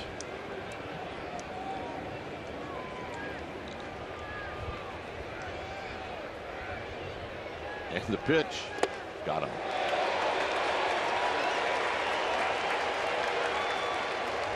And that'll bring up Belt. Well, enough, and you suppose you get out of the strike zone.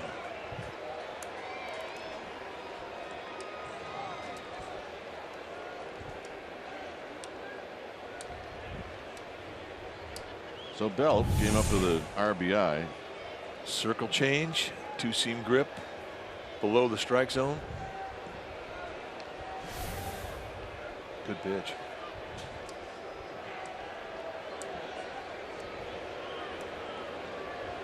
And Duffy back. There's a guy right below us, Mike, serving hot dogs. Yeah. I'm in. I want one right now. Nathan's Red Hots. Oh, there he is. Look at him. The food in this Okay, put ballpark one is in there. outstanding, by the way. Oh.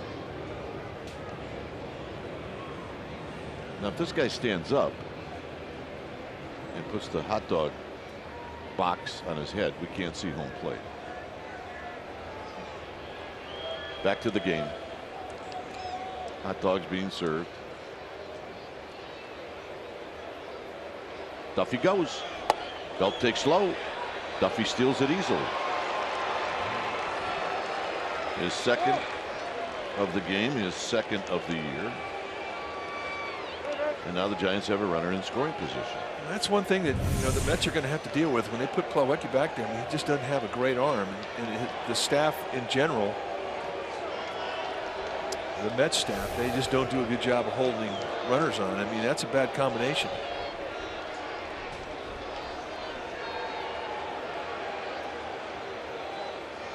Outside to Belt, 2-0.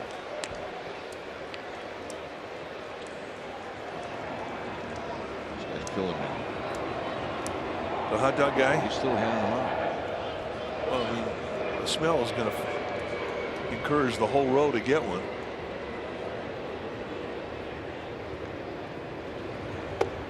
3-0 to Belt. And here's where you turn them loose. Oh, Mike. All right, here's one for you. Oh, the guy in the back row wants one. I think you're right. 3-0 to Belt. And it's ball 4. So Pence is going to hit. And I don't think he's going to hit against Syndergaard. He is not. So while Terry Collins comes out, we're going to watch the hot dog guy. Come on, get it open. We need to invite him up to the booth. That's what we need to do. So Syndergaard's going to depart. When it's time for a change, think Speedy Oil Change and Auto Service. Your oil change tune-up and brake experts. We'll be back.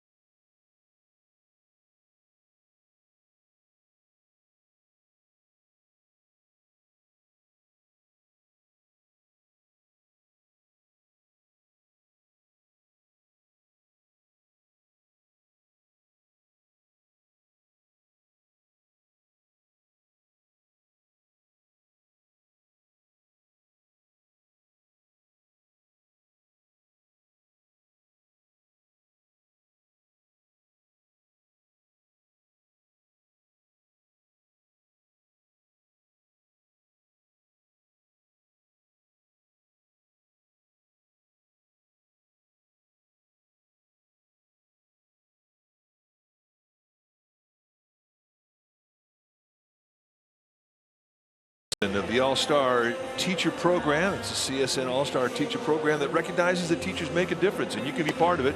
Go to csnbayarea.com and vote. The winner will receive $20,000 for his or her school.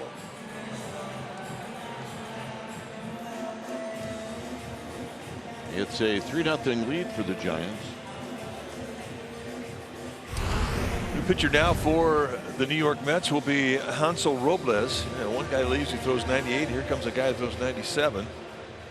He will throw low to mid 90s, but more mids than lows. I mean, he's got a good, healthy fastball, a hard slider and a changeup.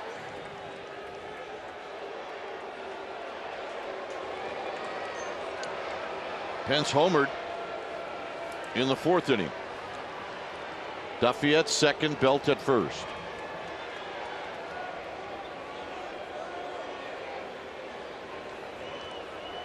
But here's the home run that Pence hit. It went to right field. Well, an 0-1 count. He throws a fastball just belt high outside corner, and that is a big man home run right there.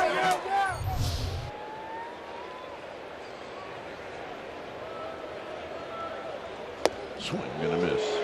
Duffy and Belt could steal their base standing up on this guy. Well, another guy who's just slow out of the stretch. Really incredible. And remember, Milwaukee doesn't have a good arm, so you got two things going against the Mets here.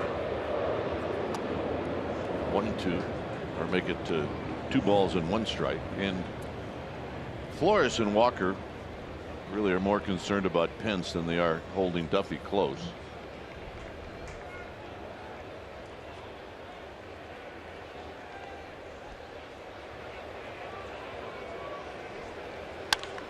And he pops it up right over, but it's out of play. Now keep in mind, average unload time for a pitcher on the mound out of the stretch is 1.25 seconds. That's the time that he starts his motion to the time it gets to the glove or the bat. 1.25. It's acceptable. That's average. Hansel Robles, that last pitch, was 2.05 seconds. I mean, and every 1/10 of a second is 3 feet. And you're right, they both could steal it standing up, but you don't want to take the bat out of the hand of Pence. 3-2. And the 2 outs, they're just being very conservative. But that's as slow as anybody in baseball. Yeah, I looked and I thought, you know what? Even at my age, I might be able to steal third. And there may be a left-handed pitcher that might be slow, but you know those guys are hard to steal off of because if they have deception. But a right-hander, that's got to be the slowest in the league.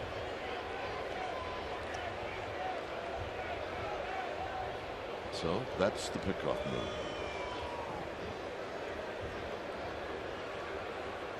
I mean, if you're a base stealer, that's a layup. It is. It's 3-2. Now the runners will go.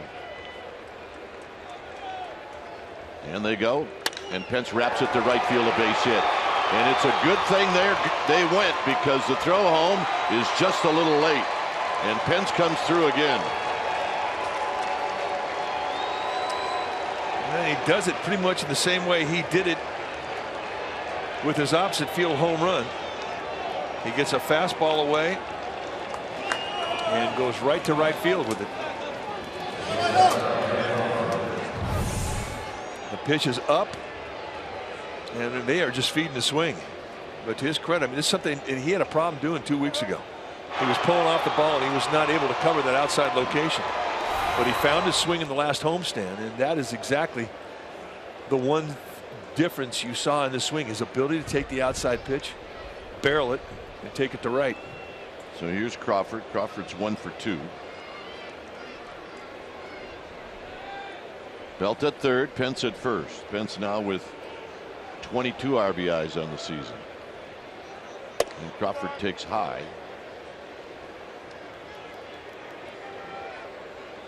And again, you could send Pence here, but then maybe they walk Crawford to get to Tomlinson. But it's there if you want it. That's the point.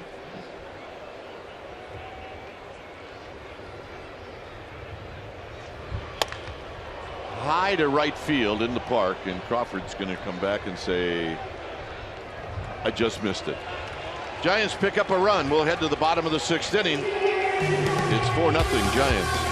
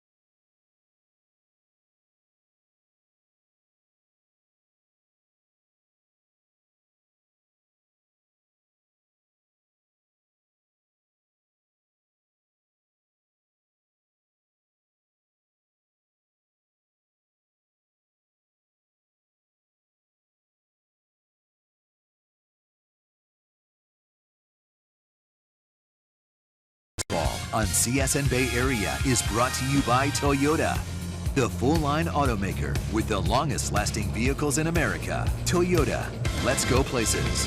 And by Xfinity. X1 from Xfinity will change the way you experience TV.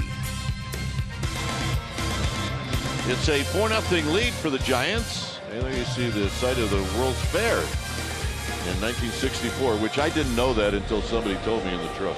Well, we used to take a run around that area, and that's the Arthur Ashe Tennis Center where they play the U.S. Open. Really is a great place to take a walk or go for a run, bike ride. Here's Cespedes. He's been on base twice, a walk and a double.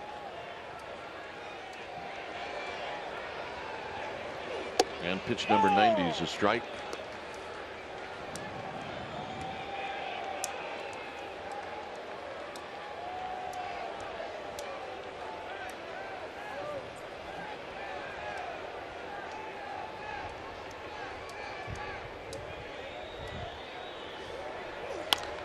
Big healthy rip and a foul on a play 0-2.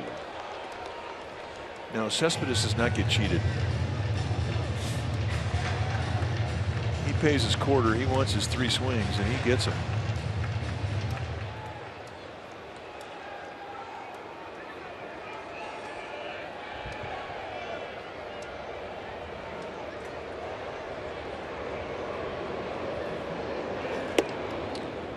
Bumgarner goes with the high fastball, 1-2. By design. Change sight lines. Now you throw a high fastball like that, now you can come back down and in with a cut or a hard slider.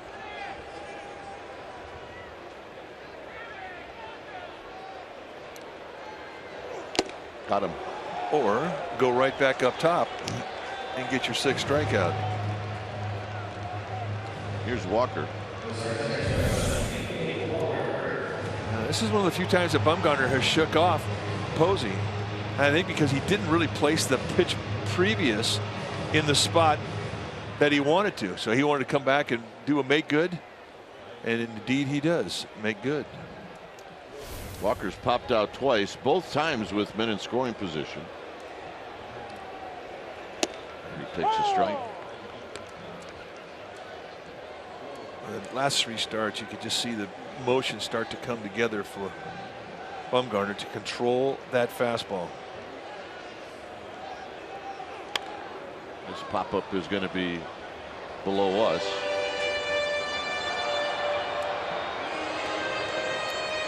And right now, I mean, he's doing a very nice job of going down away at the knees, coming back in tight at the hands. You want to elevate above the letters. That's not an easy pitch. The high fastball above the letters, when you're so geared to keeping the ball down around the knees, that's not an easy pitch to make. It's an easy one to mess up.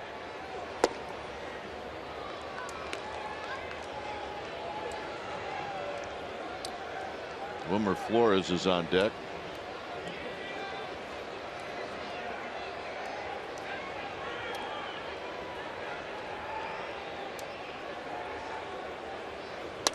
And hit into center field, and that'll be a base hit. Span will cut it off, and it's a 1-out single.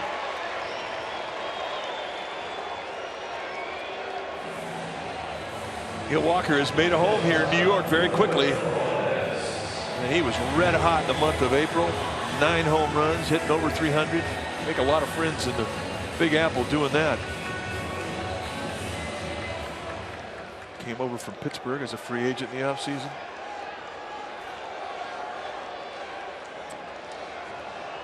Flores hit a soft line drive to Span that was caught in the second, and then he hit a fly ball to Span as well in the fourth, and there he bounces this one off his foot foul.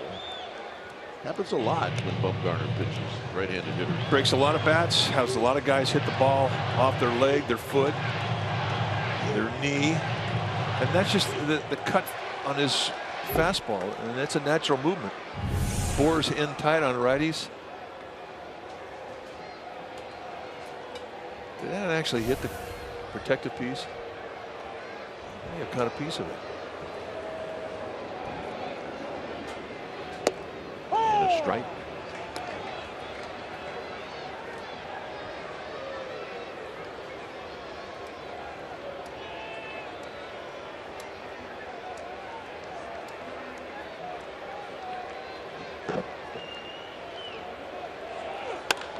Hit high and deep to left. Pagan over in the corner, and it's foul. And Bumgarner goes, whew. That would not have been out of the park. Not a day where you think you're going to get a lot of carry, as cold as it is. Pagan coming over. Just unfamiliar surroundings.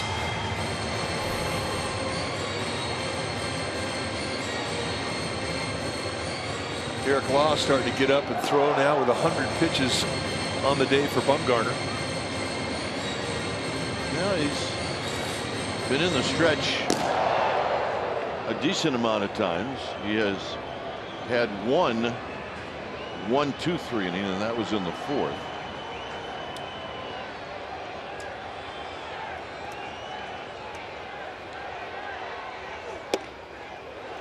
On the high fastball, Flores takes it. It's 1-2.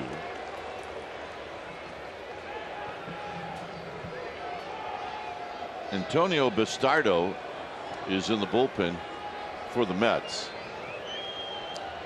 We're in the 6th inning.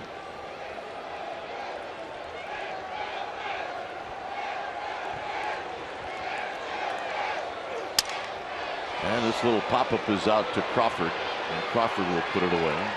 I told you the ball's not carrying the left. One was and one wasn't.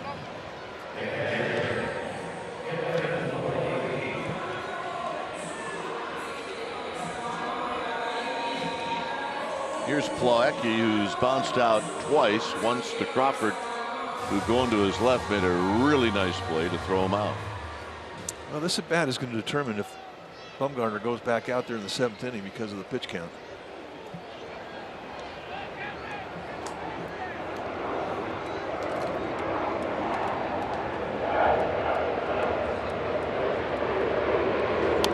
And this is a little flare to right, and that's a base hit.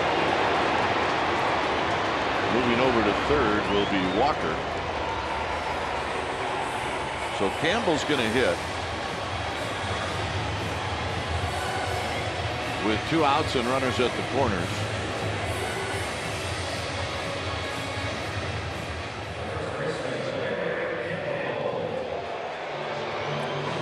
.24 pitches in the first, 23 in the second, and after that, I mean, he has been real good with the pitch count. But here he is at 103 in the 6th. And this represents another opportunity that the Mets have to get back in this game.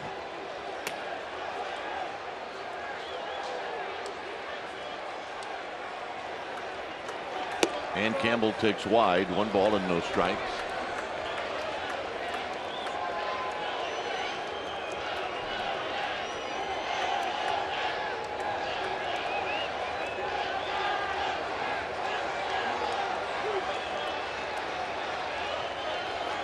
On the ground, foul right past Walker. Oh, he's got to make that play. He got to represent, put that hat on.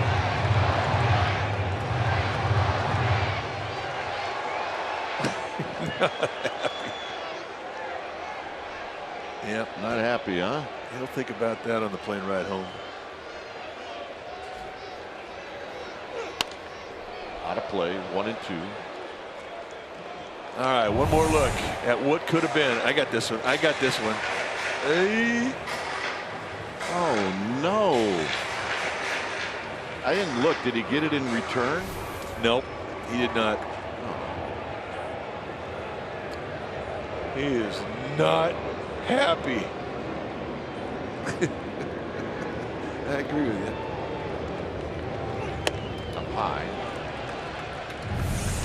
And the Mets guy saw the hat and went, whoop, hang with him, pal. Man.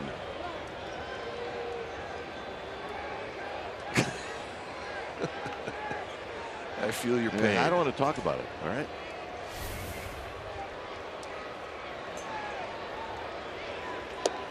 Low and away. 3-2.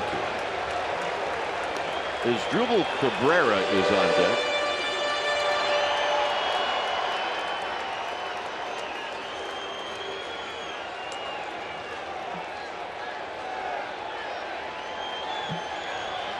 So this should be something you would think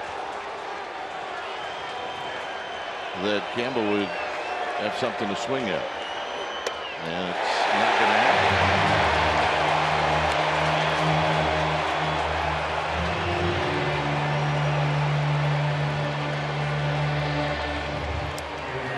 So Bumgarner is going to stay in this ball game. Dave Righetti going to come out.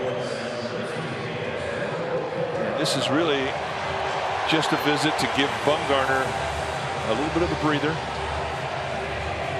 They have a slight chat with how they're going to go after Cabrera.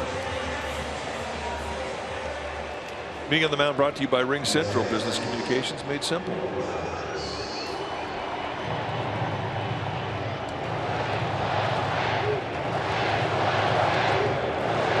So with the clock ticking, Ron Copa, the play-at umpire, coming out. And Dave Righetti has to head back. So here's Cabrera.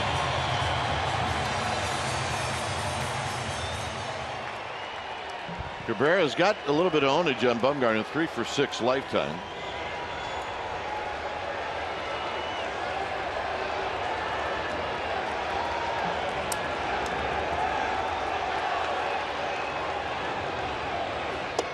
And strike, and it's 0-1.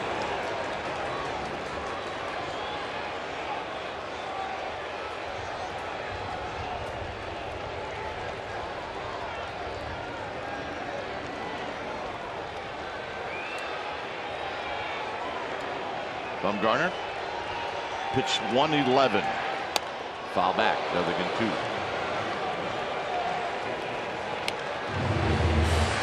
Tried to backdoor that little breaking ball, and it looked to me like Cabrera was diving out there on that outside corner, and he had that pitch covered. So if he was guessing, he'd guess right.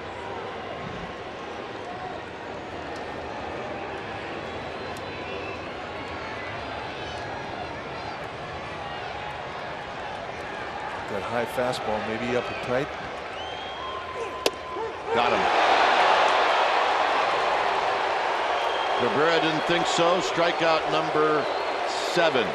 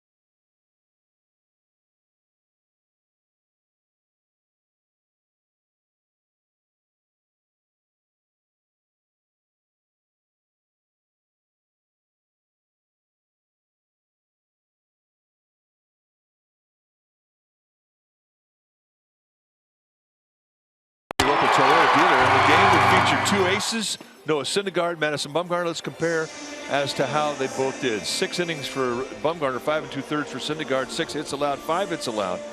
4 earned runs given up by Syndergaard. Bumgarner with 3 walks and 7 strikeouts, 2 walks, 6 strikeouts. Really both very comparable type of outings. The big difference was Hunter Pence, who came up big with 3 RBIs against Syndergaard. And that is our Toyota game summary, brought to you by your local Toyota dealer. It is 4-0 Giants in the top of the 7th inning.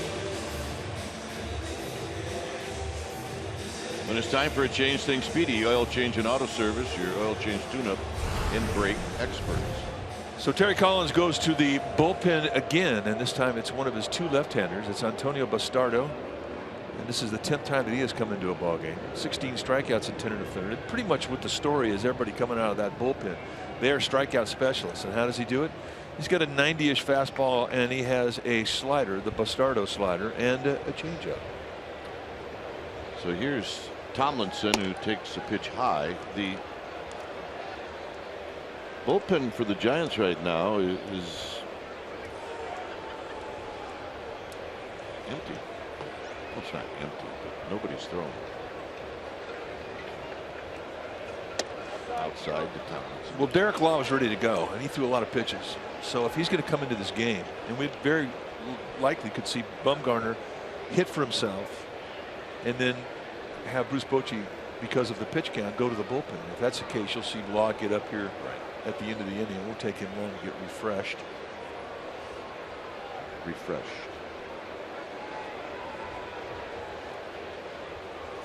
When can we get refreshed? Right on the plane, on baby. The plane. As soon as Bumgarner got back to the dugout, Bruce Bochy said, "You all right? You good? You got another one in you?"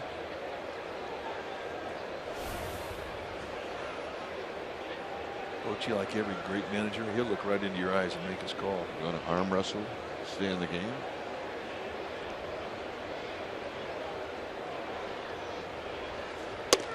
And a strike.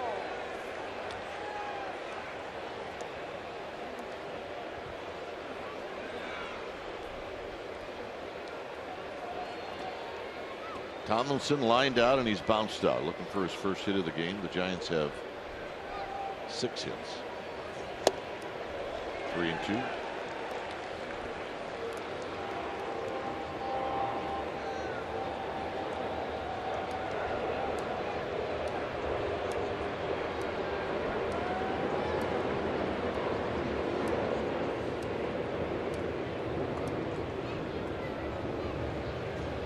Foul back. Here's that quick swing you're talking about. All right, now you be the umpire. 0-2. Little cut fastball tucked in nicely by a frame job from Buster Posey, and that is a big league hang with him. Thank you very much. Oh, Cabrera thought that was inside.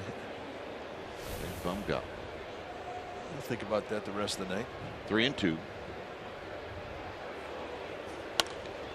Out of play again. I mean, those are the type of bats that kind of haunt you for a while. Cabrera struck out as a pinch hitter.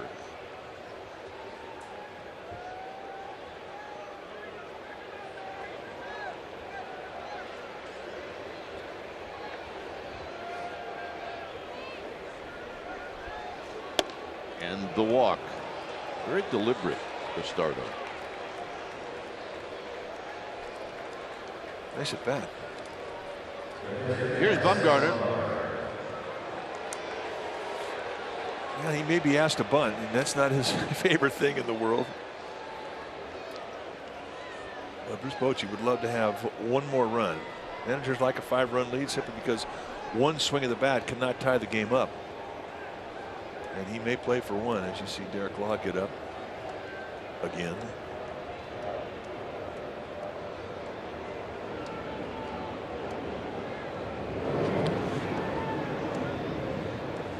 Of course, I mean, as poorly as Plawecki's been throwing and as easy as bases have been to steal, you just might see a straight steal here from Tomlinson. He's got good speed.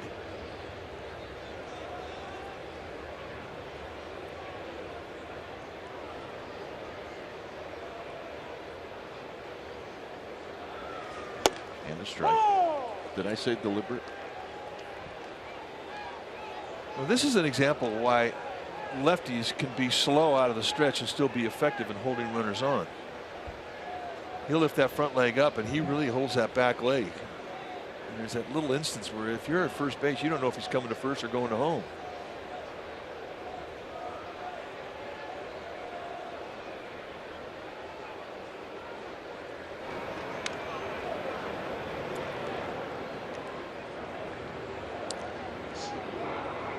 But there is something in his motion that tips when he's going home or when he's coming to first, and that's what the Giants are banking on.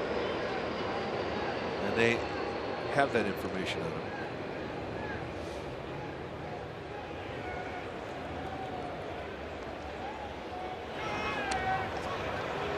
I mean, a lot of times guys will tip with their left-handed pitchers will tip with their right foot. When they lift it up, they'll point their toe towards second base. If they're going home, they'll point their toe towards first base if they're going to first. Something as small as that, but it is their tell, and it lets that runner know where he's going.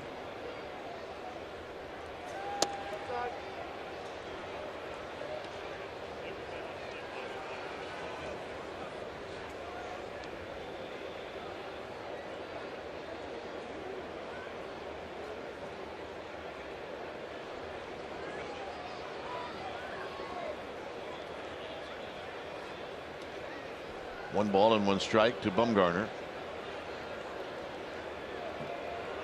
Killing me. Absolutely killing me. Well, I mean, just be thankful he only pitches 1 and not 9. Because he would be a bad getaway guy, bad rain delay guy.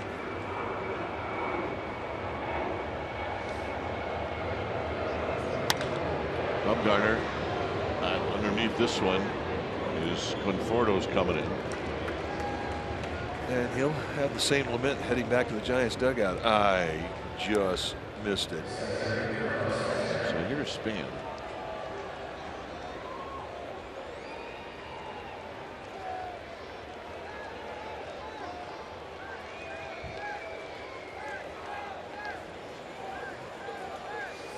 Span 0 for 3 against Syndergaard with a strikeout and 2 ground balls.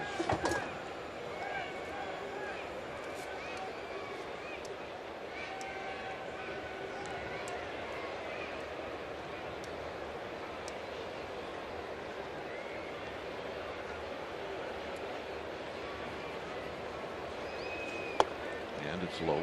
1 ball and no strikes.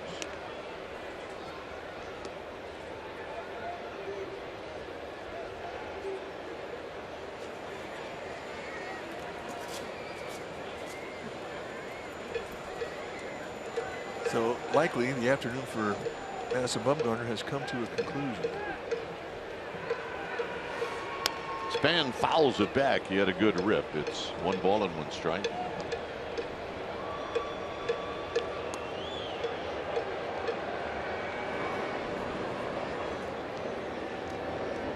Tomlinson led the inning off with a walk. Bumgarner flies out to left.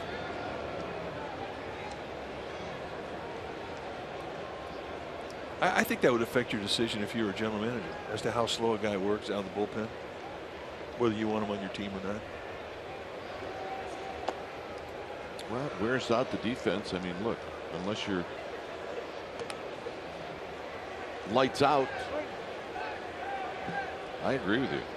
I mean, did that bother you in the batter's box? I know one thing. If they call the infielders and said, you want to have a vote on it, they'd probably say, if he's lights out. Otherwise, no. ERA above 3. Don't get him.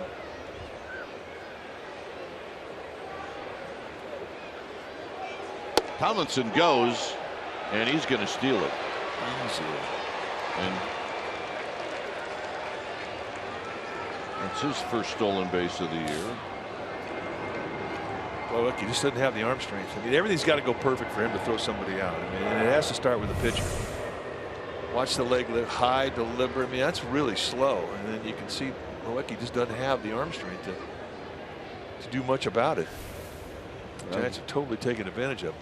And Plucky just went out, and I read his lips. He said, hey, can you speed things up a little bit? Yeah. Bastardo said, not a problem.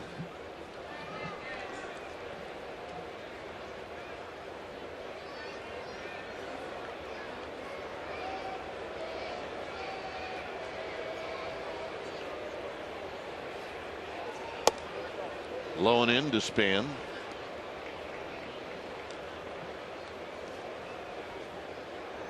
Here's our cotton candy Cracker Jacks guy. Yeah, Cracker Jacks. Yeah, he's got it going. Cracker Jacks. By the way, can you see home plate? Softly to Walker.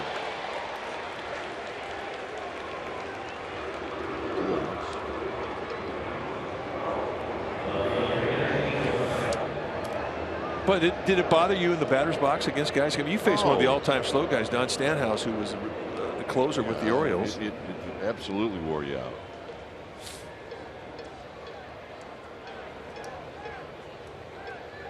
Absolutely wore you out.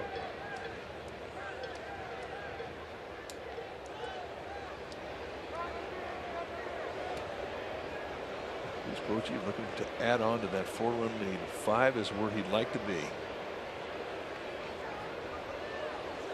Pagan takes a strike.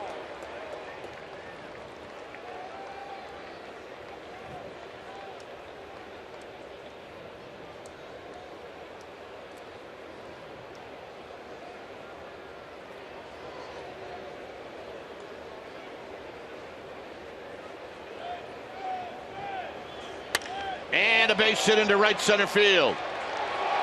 Moving over is Cespedes. Pagan's going to put on the brakes, and now he's in a rundown. He may have got hurt.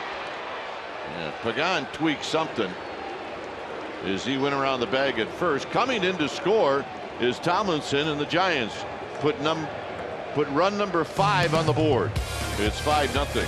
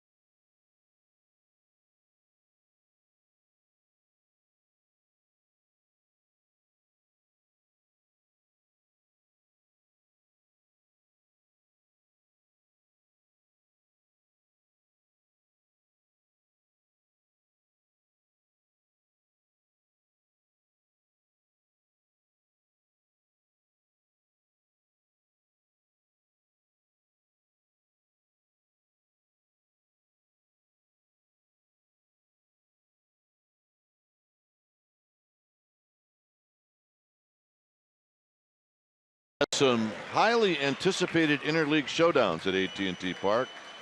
Tuesday, June 7th and 8th, the Red Sox are in town, and then on Monday, the 27th and 28th, the Oakland A's. Head over the Bay Bridge to check into AT&T Park, so get your tickets now at sfgiants.com/tickets. The Red Sox and A's in June. On a cold and damp Sunday afternoon, the Giants with a 5-0 lead. When it's time for a change, think Speedy Oil Change and Auto Service, your oil change tune-up and brake experts. So the new pitcher now for Bruce Bochy will be the right-hander Derek Law, 7th game that he has come into. He's done well. 4 innings, he's allowed 5 hits, 1 walk, 6 base runners, and 7 strikeouts. And what you're going to see stuff-wise from him is primarily 2 pitches with what we've seen: a fastball that'll go low to mid-90s and he calls it a slider, but it's an over-the-top. It's a straight-down biter. It looks more like a curveball, but he throws it hard. He's also got a curveball, which he goes at a lesser speed, and a changeup. Although we haven't seen too many of those as of yet, but he's got strikeout stuff. Gregor Blanco comes into the game, so Pagan departs. We'll find out if we can. If Pagan's okay, see what happened here if he hit the bag funny or it's a hamstring. Yeah, it could be cramped up a little bit. We'll see. Definitely something not right. So Blanco in left.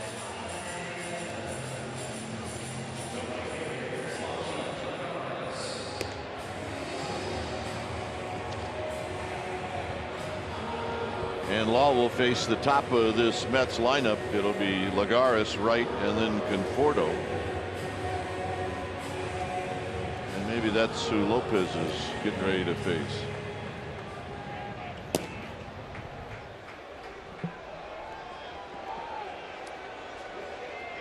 Lagares against Bumgarner was 1 for 3. And a strike, and it's 0-1.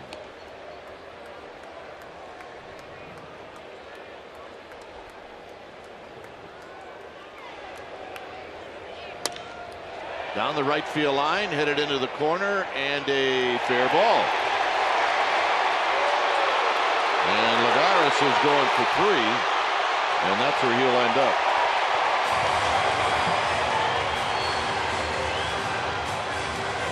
A triple for Juan Lagares.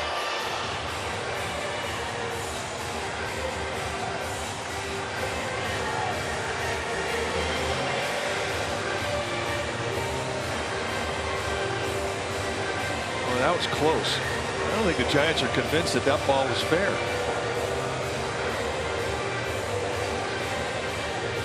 They're all looking up at the replay on the board here in center field. So Bruce Bochy's going to come out and he's going to talk. I mean, he's going to request. And they're going to look at it.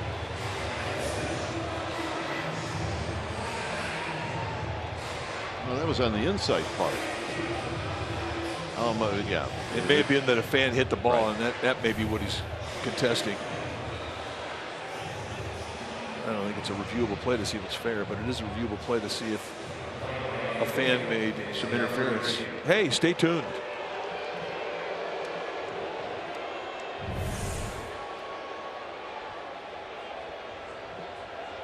That's definitely a fair ball. It's a matter of, did he touch the ball now?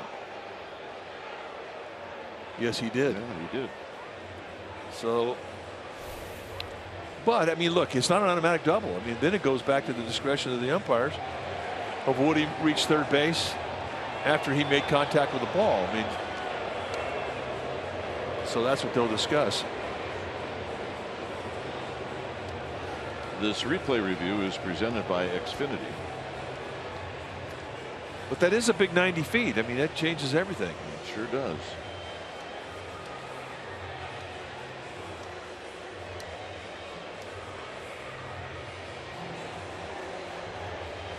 I say, well, in a 5-0 game, it still matters a lot.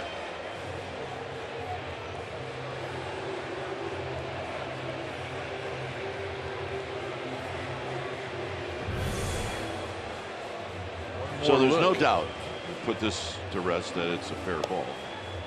Well, they're just trying to figure out what it would be. Would it be a double or would it be a triple after he interfered with it?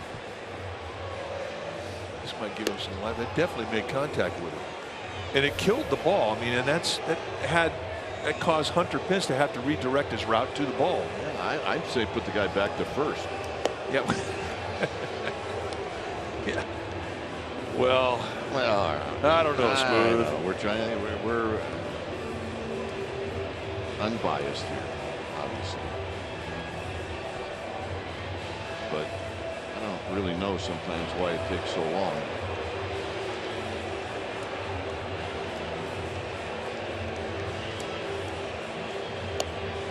They very well could leave him at third base, saying that he would have had a triple anyway. But the way that the ball was killed and the way that Hunter Pence had to reroute, they at least have a shot to get him to second.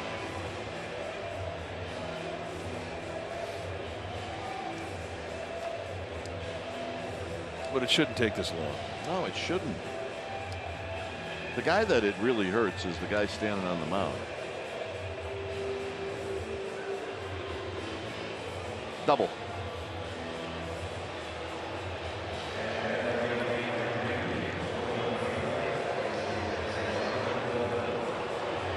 So, in all likelihood, a Met fan just costs the Mets 90 feet. Terry Collins wants an explanation.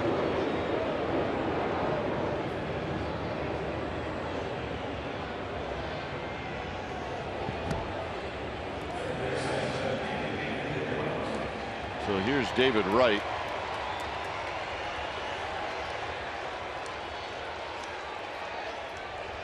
Wright today is 1 for 2.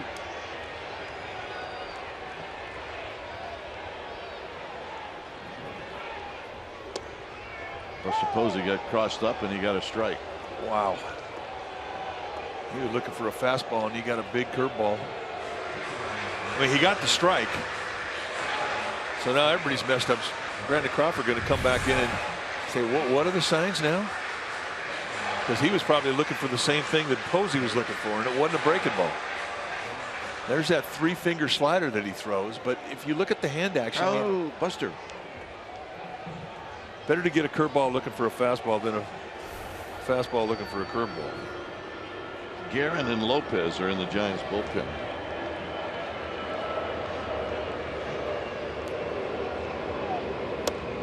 And a strike at 93, and it's 0-2.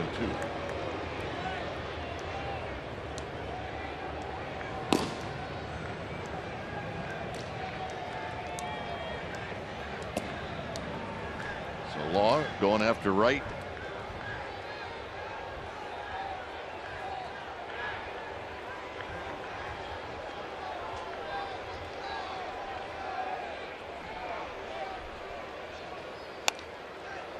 Hung that one. It stays at 0-2. That's exactly what he did.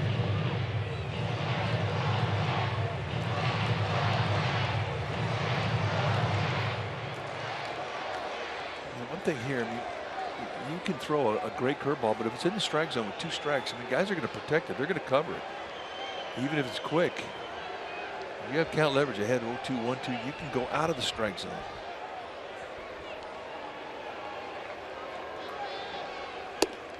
Outside, 1-2.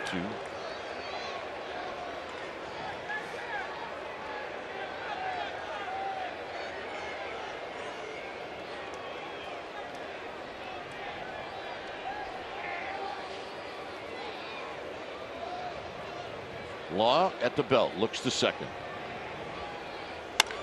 And there's a base hit up the middle. Mets are on the board on the David Wright single. It's 5-1. David Wright not fooled by that curveball at all.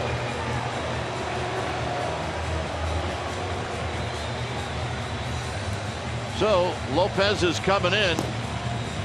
It's 5-1, and we'll be back.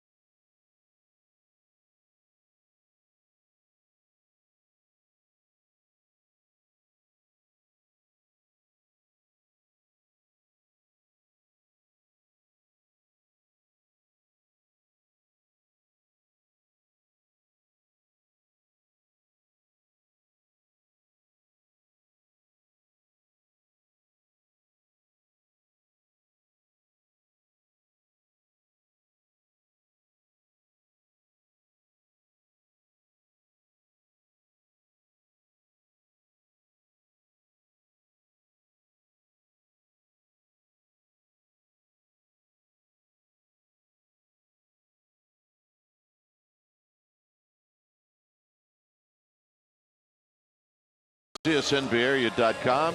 You can log on each week as insider Alex Pavlovich talks baseball. Check it out. Insider podcast on CSNBayArea.com. It's also available on iTunes.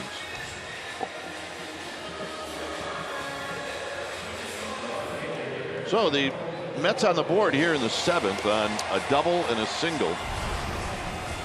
So Derek Law faces 2 Mets, and he's out of the game. And here's Lopez to face Michael Conforto. 13th time that he has come into a game. He's glad to be out of April. Not getting a whole lot of breaks and really throwing the ball pretty well. But he has definitely settled things down, and that ERA is starting to get whittled. It was 9 about a week ago. See a low or a high sidearm delivery from Javier Lopez. 2 types of breaking balls, change up and a fastball. So here's Conforto. Bumgarner held him down 0 for 3 with a couple of strikeouts. And on one pitch, Conforto lifts a high fly ball to center field, and Span puts it away. And that's an outing right there. One pitch.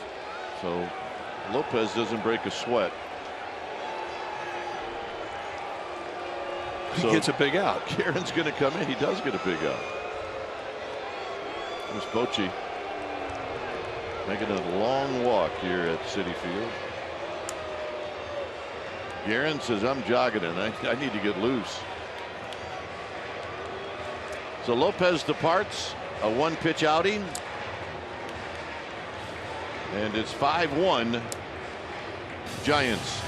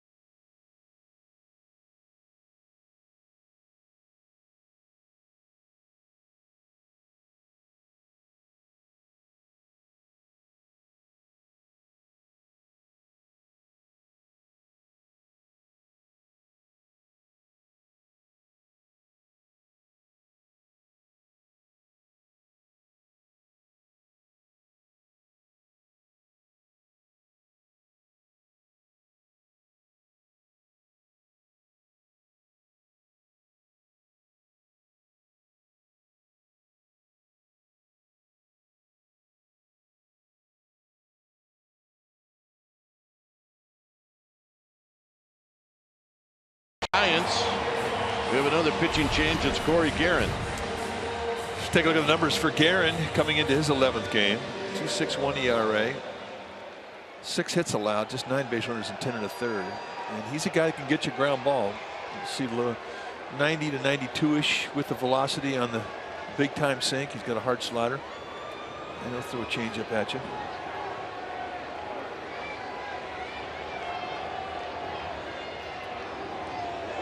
And it's Cespedes, the very powerful Cespedes, who waits and takes a strike on the inside corner.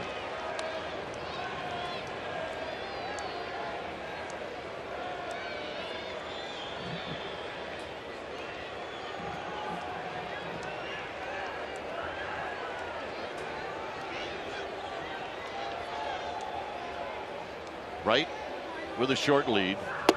And it's low from Guerin at 92, and it's 1 ball and 1 strike.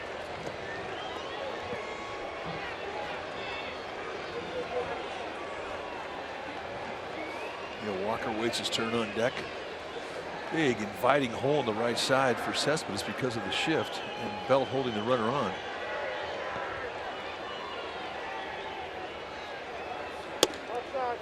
And that pitch is outside. It's 2-1.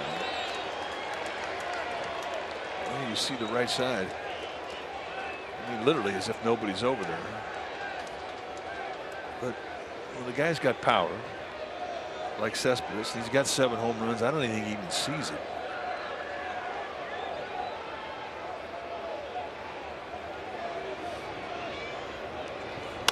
On the ground, Crawford, Tomlinson, Belt, double play, 8th inning coming up.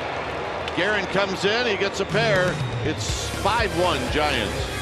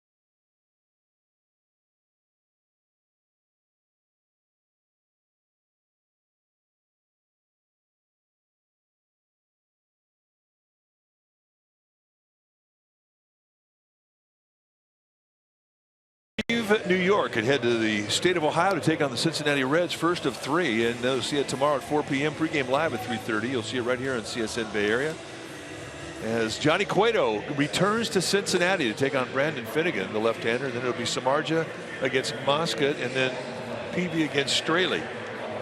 You get complete pre and post game coverage with Giants insider Alex Pavlovich. The home of the authentic Giants fan is right here at CSN.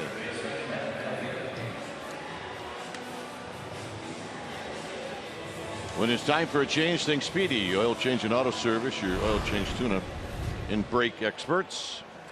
So Logan Verrett, the new pitcher for these Mets, he's their swing man. He's a long guy who really can do everything. You can't call him a long man when he's in a one-inning situation like this, but he's capable of doing that. As you see, he's made 2 starts. 4-pitch guy, control specialist, 90-ish fastball, curveball, slider, changeup. Go get him. And Duffy down the right field line, foul.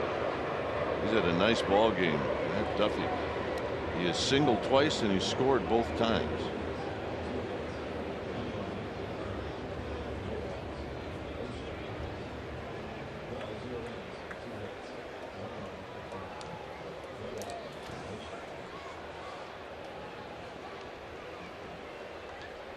Buster Posey on deck.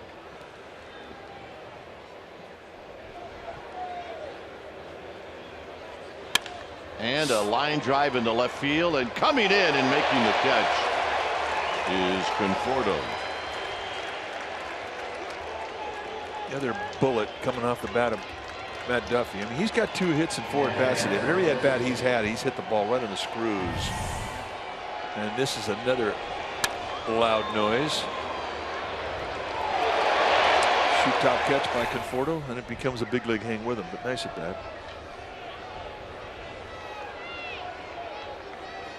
Here's Posey. Buster cannot hold up.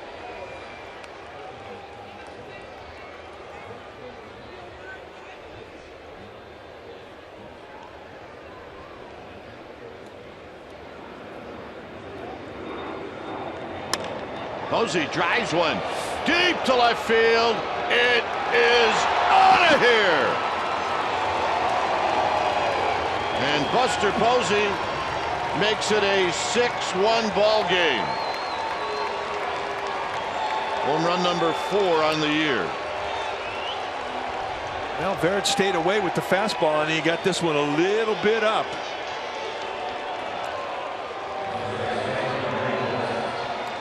Posey looking hard stuff middle away, gets exactly what he's looking for. And for the 4th time this year, he hits a round tripper. The Giants get that run right back.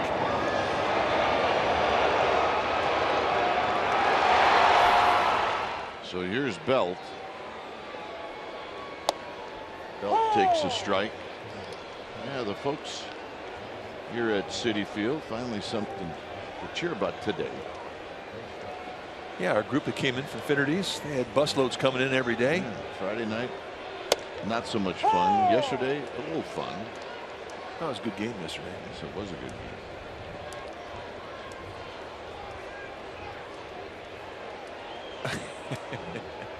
And this gal who we came in to New York with on the plane, having a ball.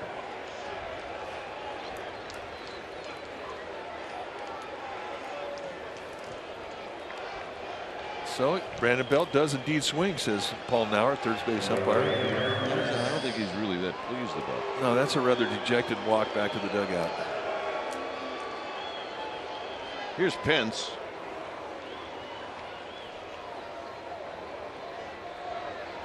Pence, like Duffy, having a good ball game.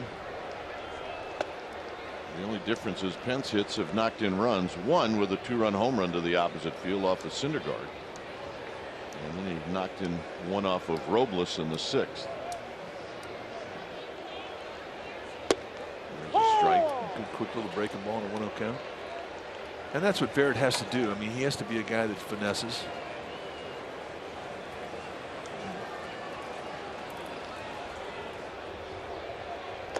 Down low.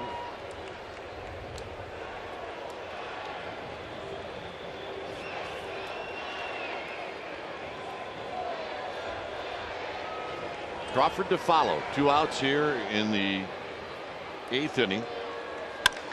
Pence drives one to center field. Cespedes is going to get back, and he's going to make the catch, and that's going to end the inning.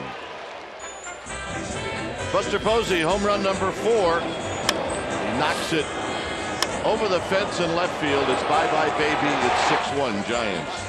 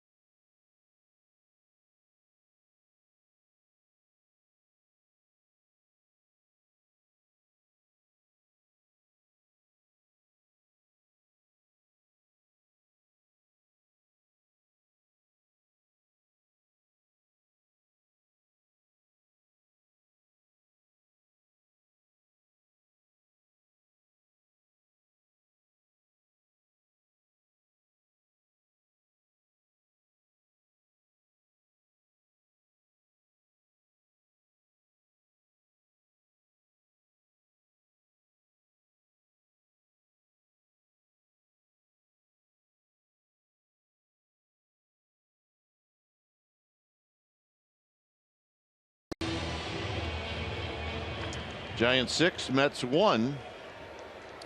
As Neil Walker's going to step up.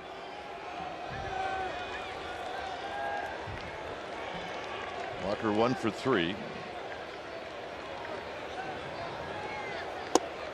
Boy, it's such a commodity when you can have that type of movement with sink and put some velocity on it, and that's what Guerin can do. Tommy John a couple of years ago, and really Took him a lot of last year before he got his extension back and got his velocity back.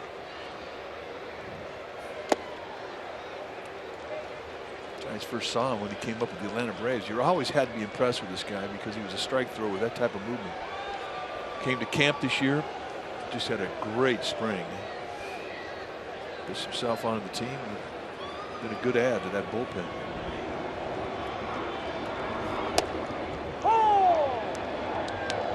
One and two.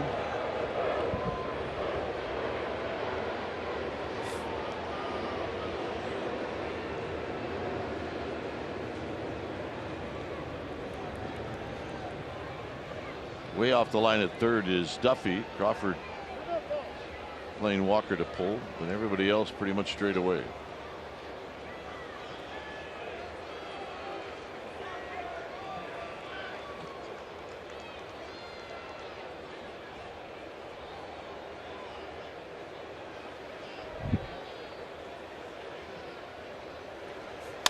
On the ground, anybody there? No. So Walker with a base hit.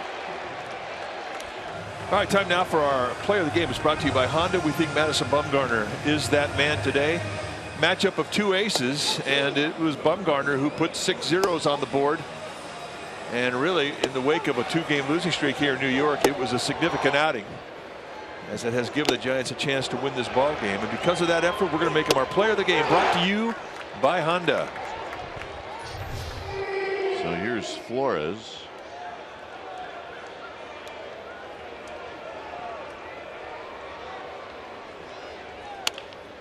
Flores hooks one foul down the left field line.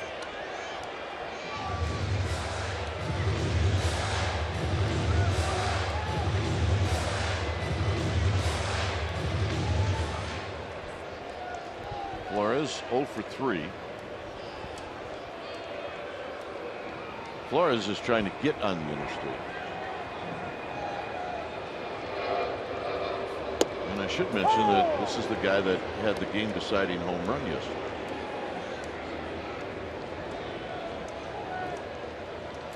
Well, he's happy to be out of April and into May, that's for sure. Although it hasn't been that great of a start for him here in May. But Bumgarner can do that to a lot of guys.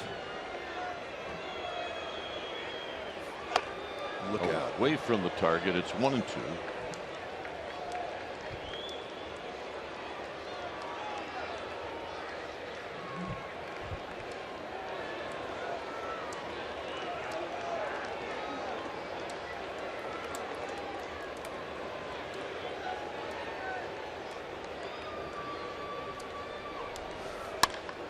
Base hit. Well, the Mets are a confident team. You didn't expect them to go quietly. So here's Plawecki. New York could come into this ball game with an 8-game win streak. And when you go on streaks, you expect every game is going to have a comeback in it, and you're going to come out on top of it. Activity. Like Josh Osich, Giants lefty, starting to get heated up.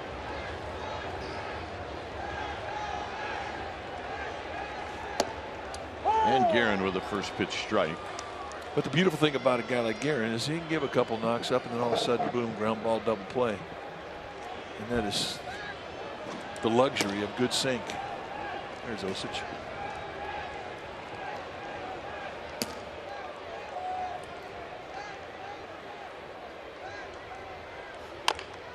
Kept foul. 0 2.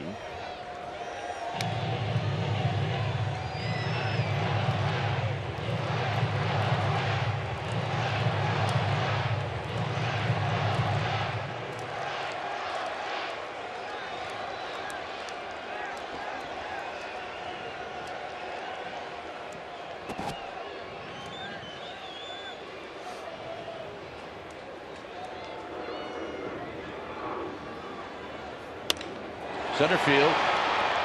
Span there. Span will make the catch. Walker stays at second. 1 out. And Campbell's being pulled back. And the Mets have 3 moves that they can make with left-handed hitters on their bench, and they're going to do it right now. Lucas Duda being one of them. Alejandro de Aza and Curtis Granderson, I mean, are the 3 moves that Terry Collins has. You know, when you're down by 5 and you got a couple men on, you're going to go for one guy who can bring in 3 with one swing, and that would be Lucas Duda. Which is why you saw Josh Osich down there getting heated up.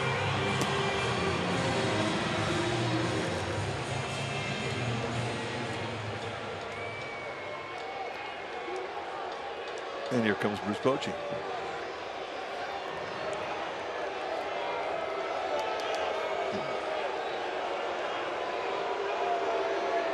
And Osich is coming in to face Lucas Duda.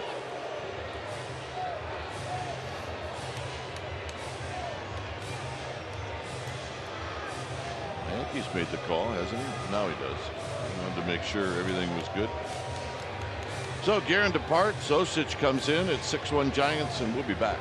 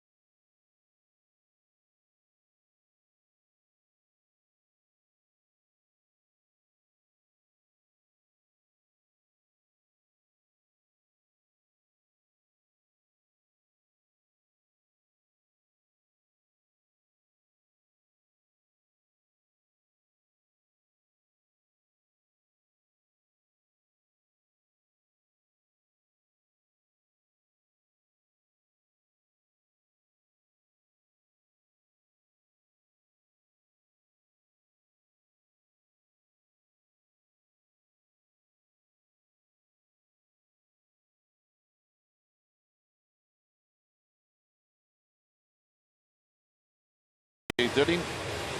Mets have runners at first and second with 1 out.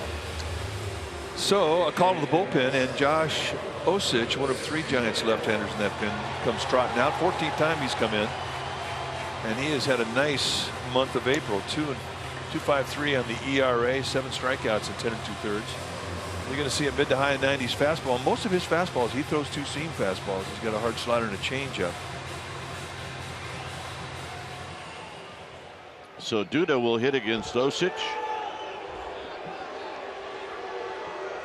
Curtis Granderson has come out. He's on deck.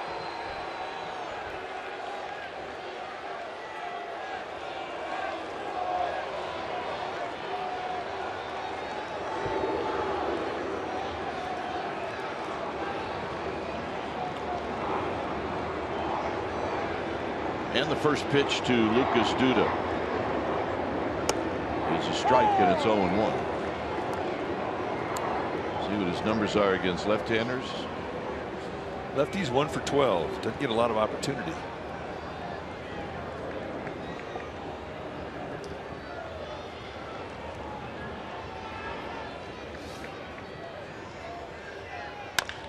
On the ground, Tomlinson. They'll get the out there, and to first, not in time.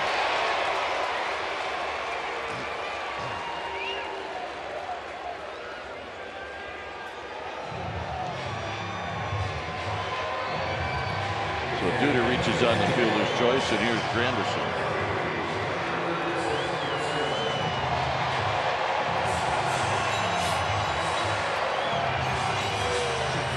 You can see him getting ready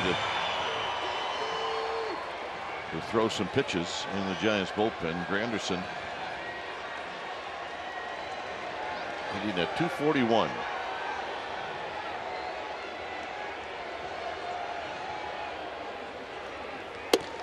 Outside and maybe high, a ball and no strikes. These two guys faced off earlier in the series, and Osich threw a 94-mile-an-hour two-seam fastball that just absolutely blew up the bat of Granderson. It's a strike. I mean, it was such an impressive pitch, and it was the type of at bat that as a hitter you're not going to forget. You're going to be thinking about inside.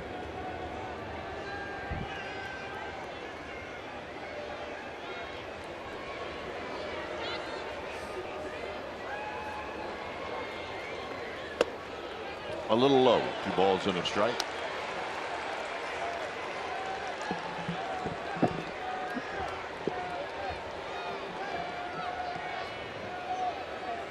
I don't think it's warming up, is it? No, it is not. Mind over matter. Not a worry for the hitters, though. They go down the cage in the clubhouses and get loose, hit. There's a strike, 2-2. Worried more about the broadcasters than the hitters. Broadcasters, it's a big league hang with them.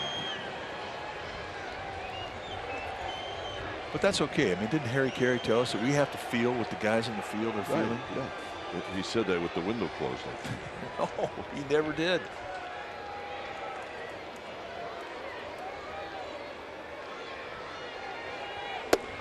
Three and two, not a Granderson.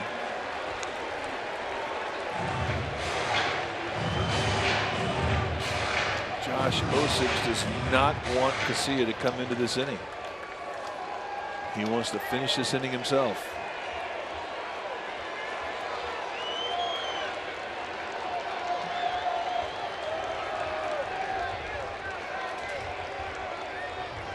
Got him, and that'll end the inning. So Granderson swings at ball 4, and we'll head to the 9th. It remains 6-1 Giants.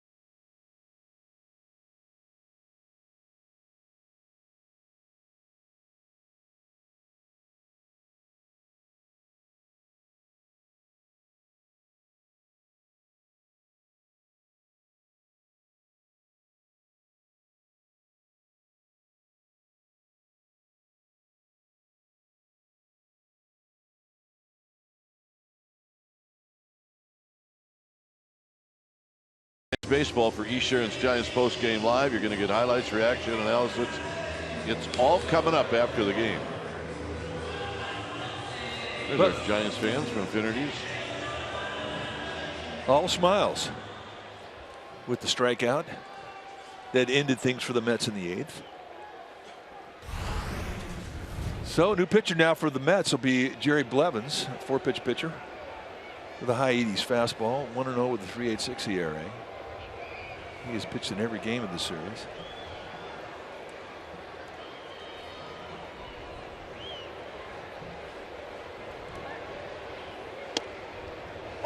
And a call strike to Brandon Crawford. How about Ron Culprit today? He's done a great job. Yeah, I agree. And this crew is a good crew. They look for strikes. That is a big curveball.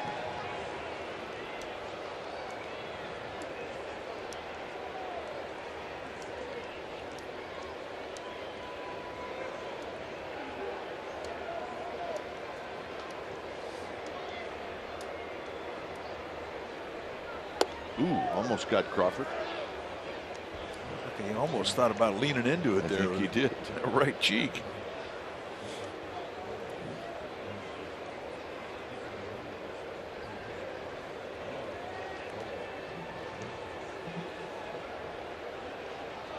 Crawford shoots it on the ground to Walker at second base, and he'll throw him out. And that'll bring up Kelby Tomlinson, who's 0 for 2. We'll be in Cincinnati tonight. Monday, Tuesday night games, Wednesday day game.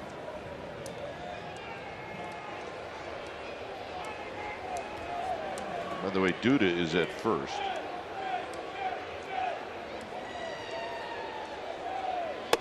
And Tomlinson takes a strike.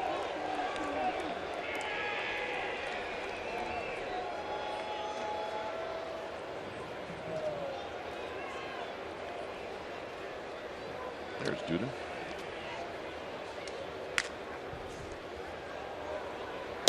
Tomlinson waited on that and pops it to right. And Lagares makes the catch. I mean, that's just a rainbow curveball. And the hardest thing to do is what Tomlinson did, is wait for it. But the thing about Blevins, as big as that breaking ball is, he's got excellent command with it. I mean, he can throw it to both sides of the plate. Throw it for a strike, down the count 2-0.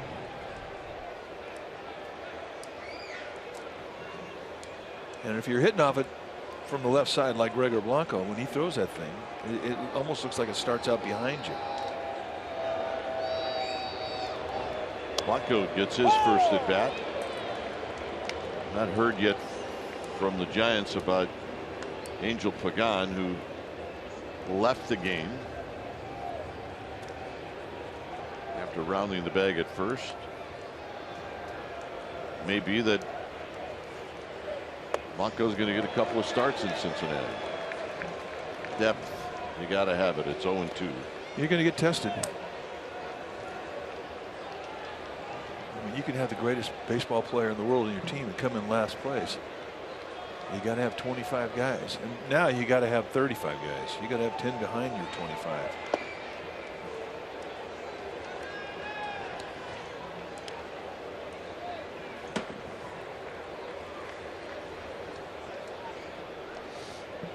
So Blanco at the plate with 2 outs.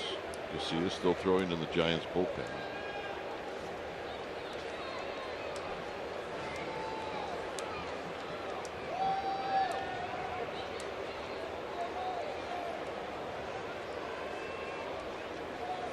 Got him.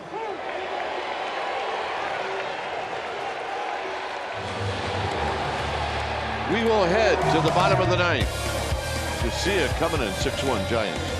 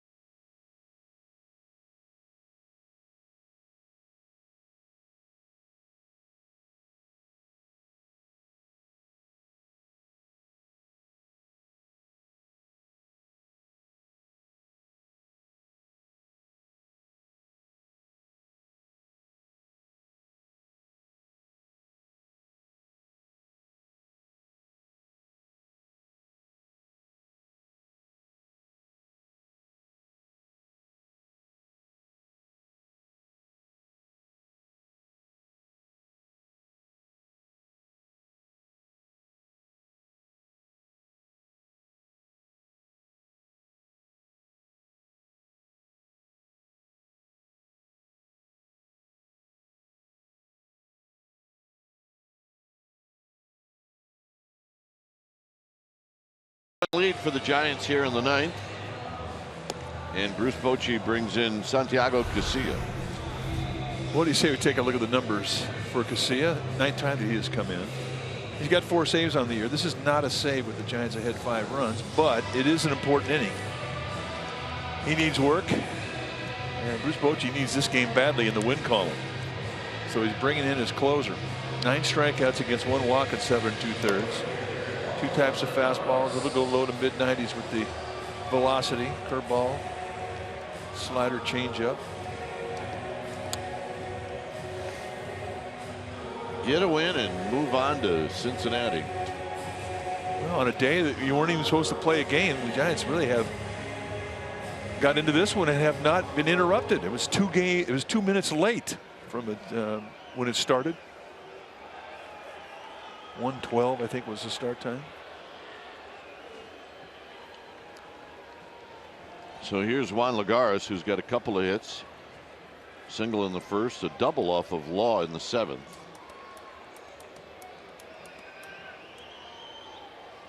And it's high and tight for a ball.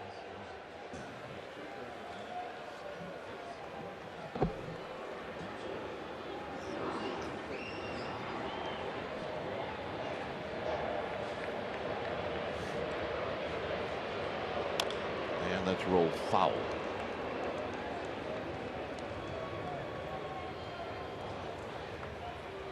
Sunny and 80 in Cincinnati tomorrow.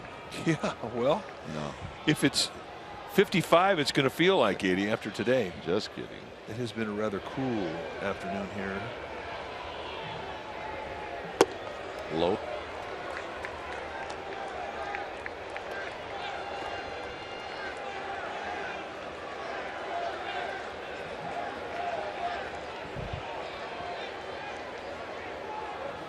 Two balls and 1 strike. David Wright to follow.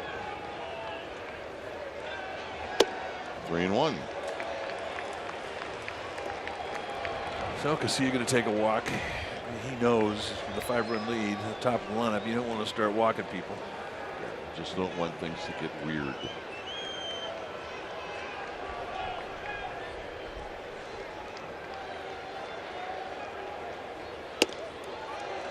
Nope. A little high.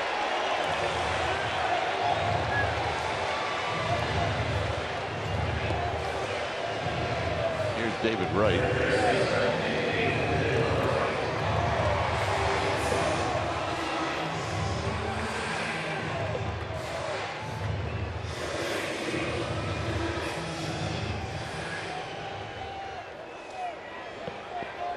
David Wright's got a couple of singles and a walk.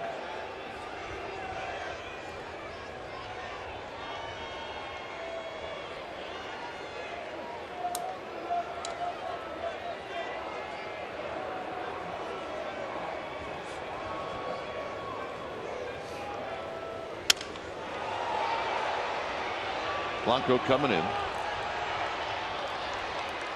So Wright on the first pitch.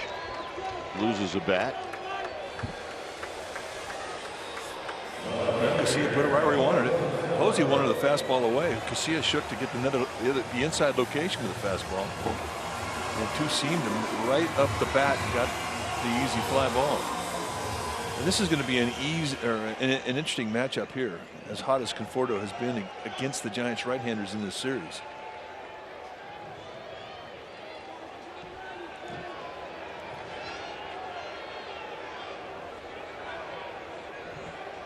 For 4. All of his bats against lefties today.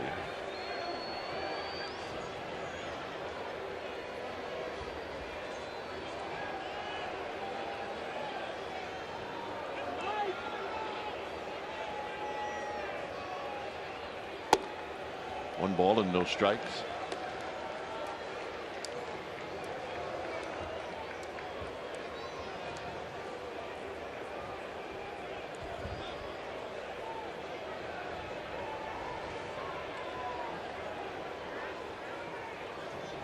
Casilla deals, and there's a fastball for a strike at 93. 1 ball and 1 strike. 8 hits for the Giants, 10 for the Mets. 2 of the 8 hits for the Giants have left the park. Conforto 387 against right-handers. 1 and 2. And he is the puzzle du jour in the National League right now. Yes, he is. Especially when he's facing righties.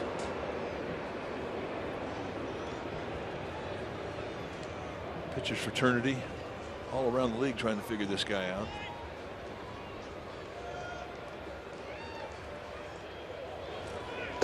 And he goes around, so an 0 for 5 today for Michael Conforto. Yeah, with a hat trick, 3 strikeouts. And what Casilla just found out about it is that he doesn't pick up his curveball very well. So here's Cespedes.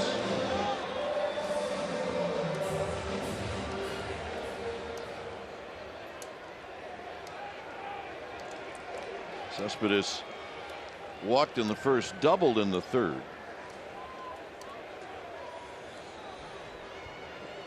And those are the 2 at bats where he reached. He's also struck out and hit into a double play. Runner goes, swing and a miss. Lagares goes down to second. And that's an NC. Nobody cares. Well, definitely not a stolen base. Nobody cares.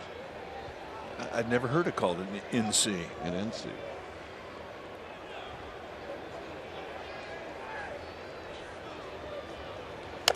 Rolled foul. And look, Casilla's going to care if Cespedes gets a hit here. He'll have an Ernie tacked on him.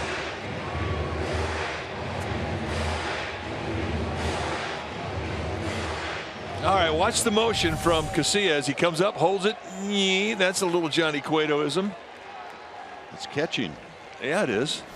It's close to a balk too. I mean, he's stopping and he's starting and he's actually stopping, which you cannot do.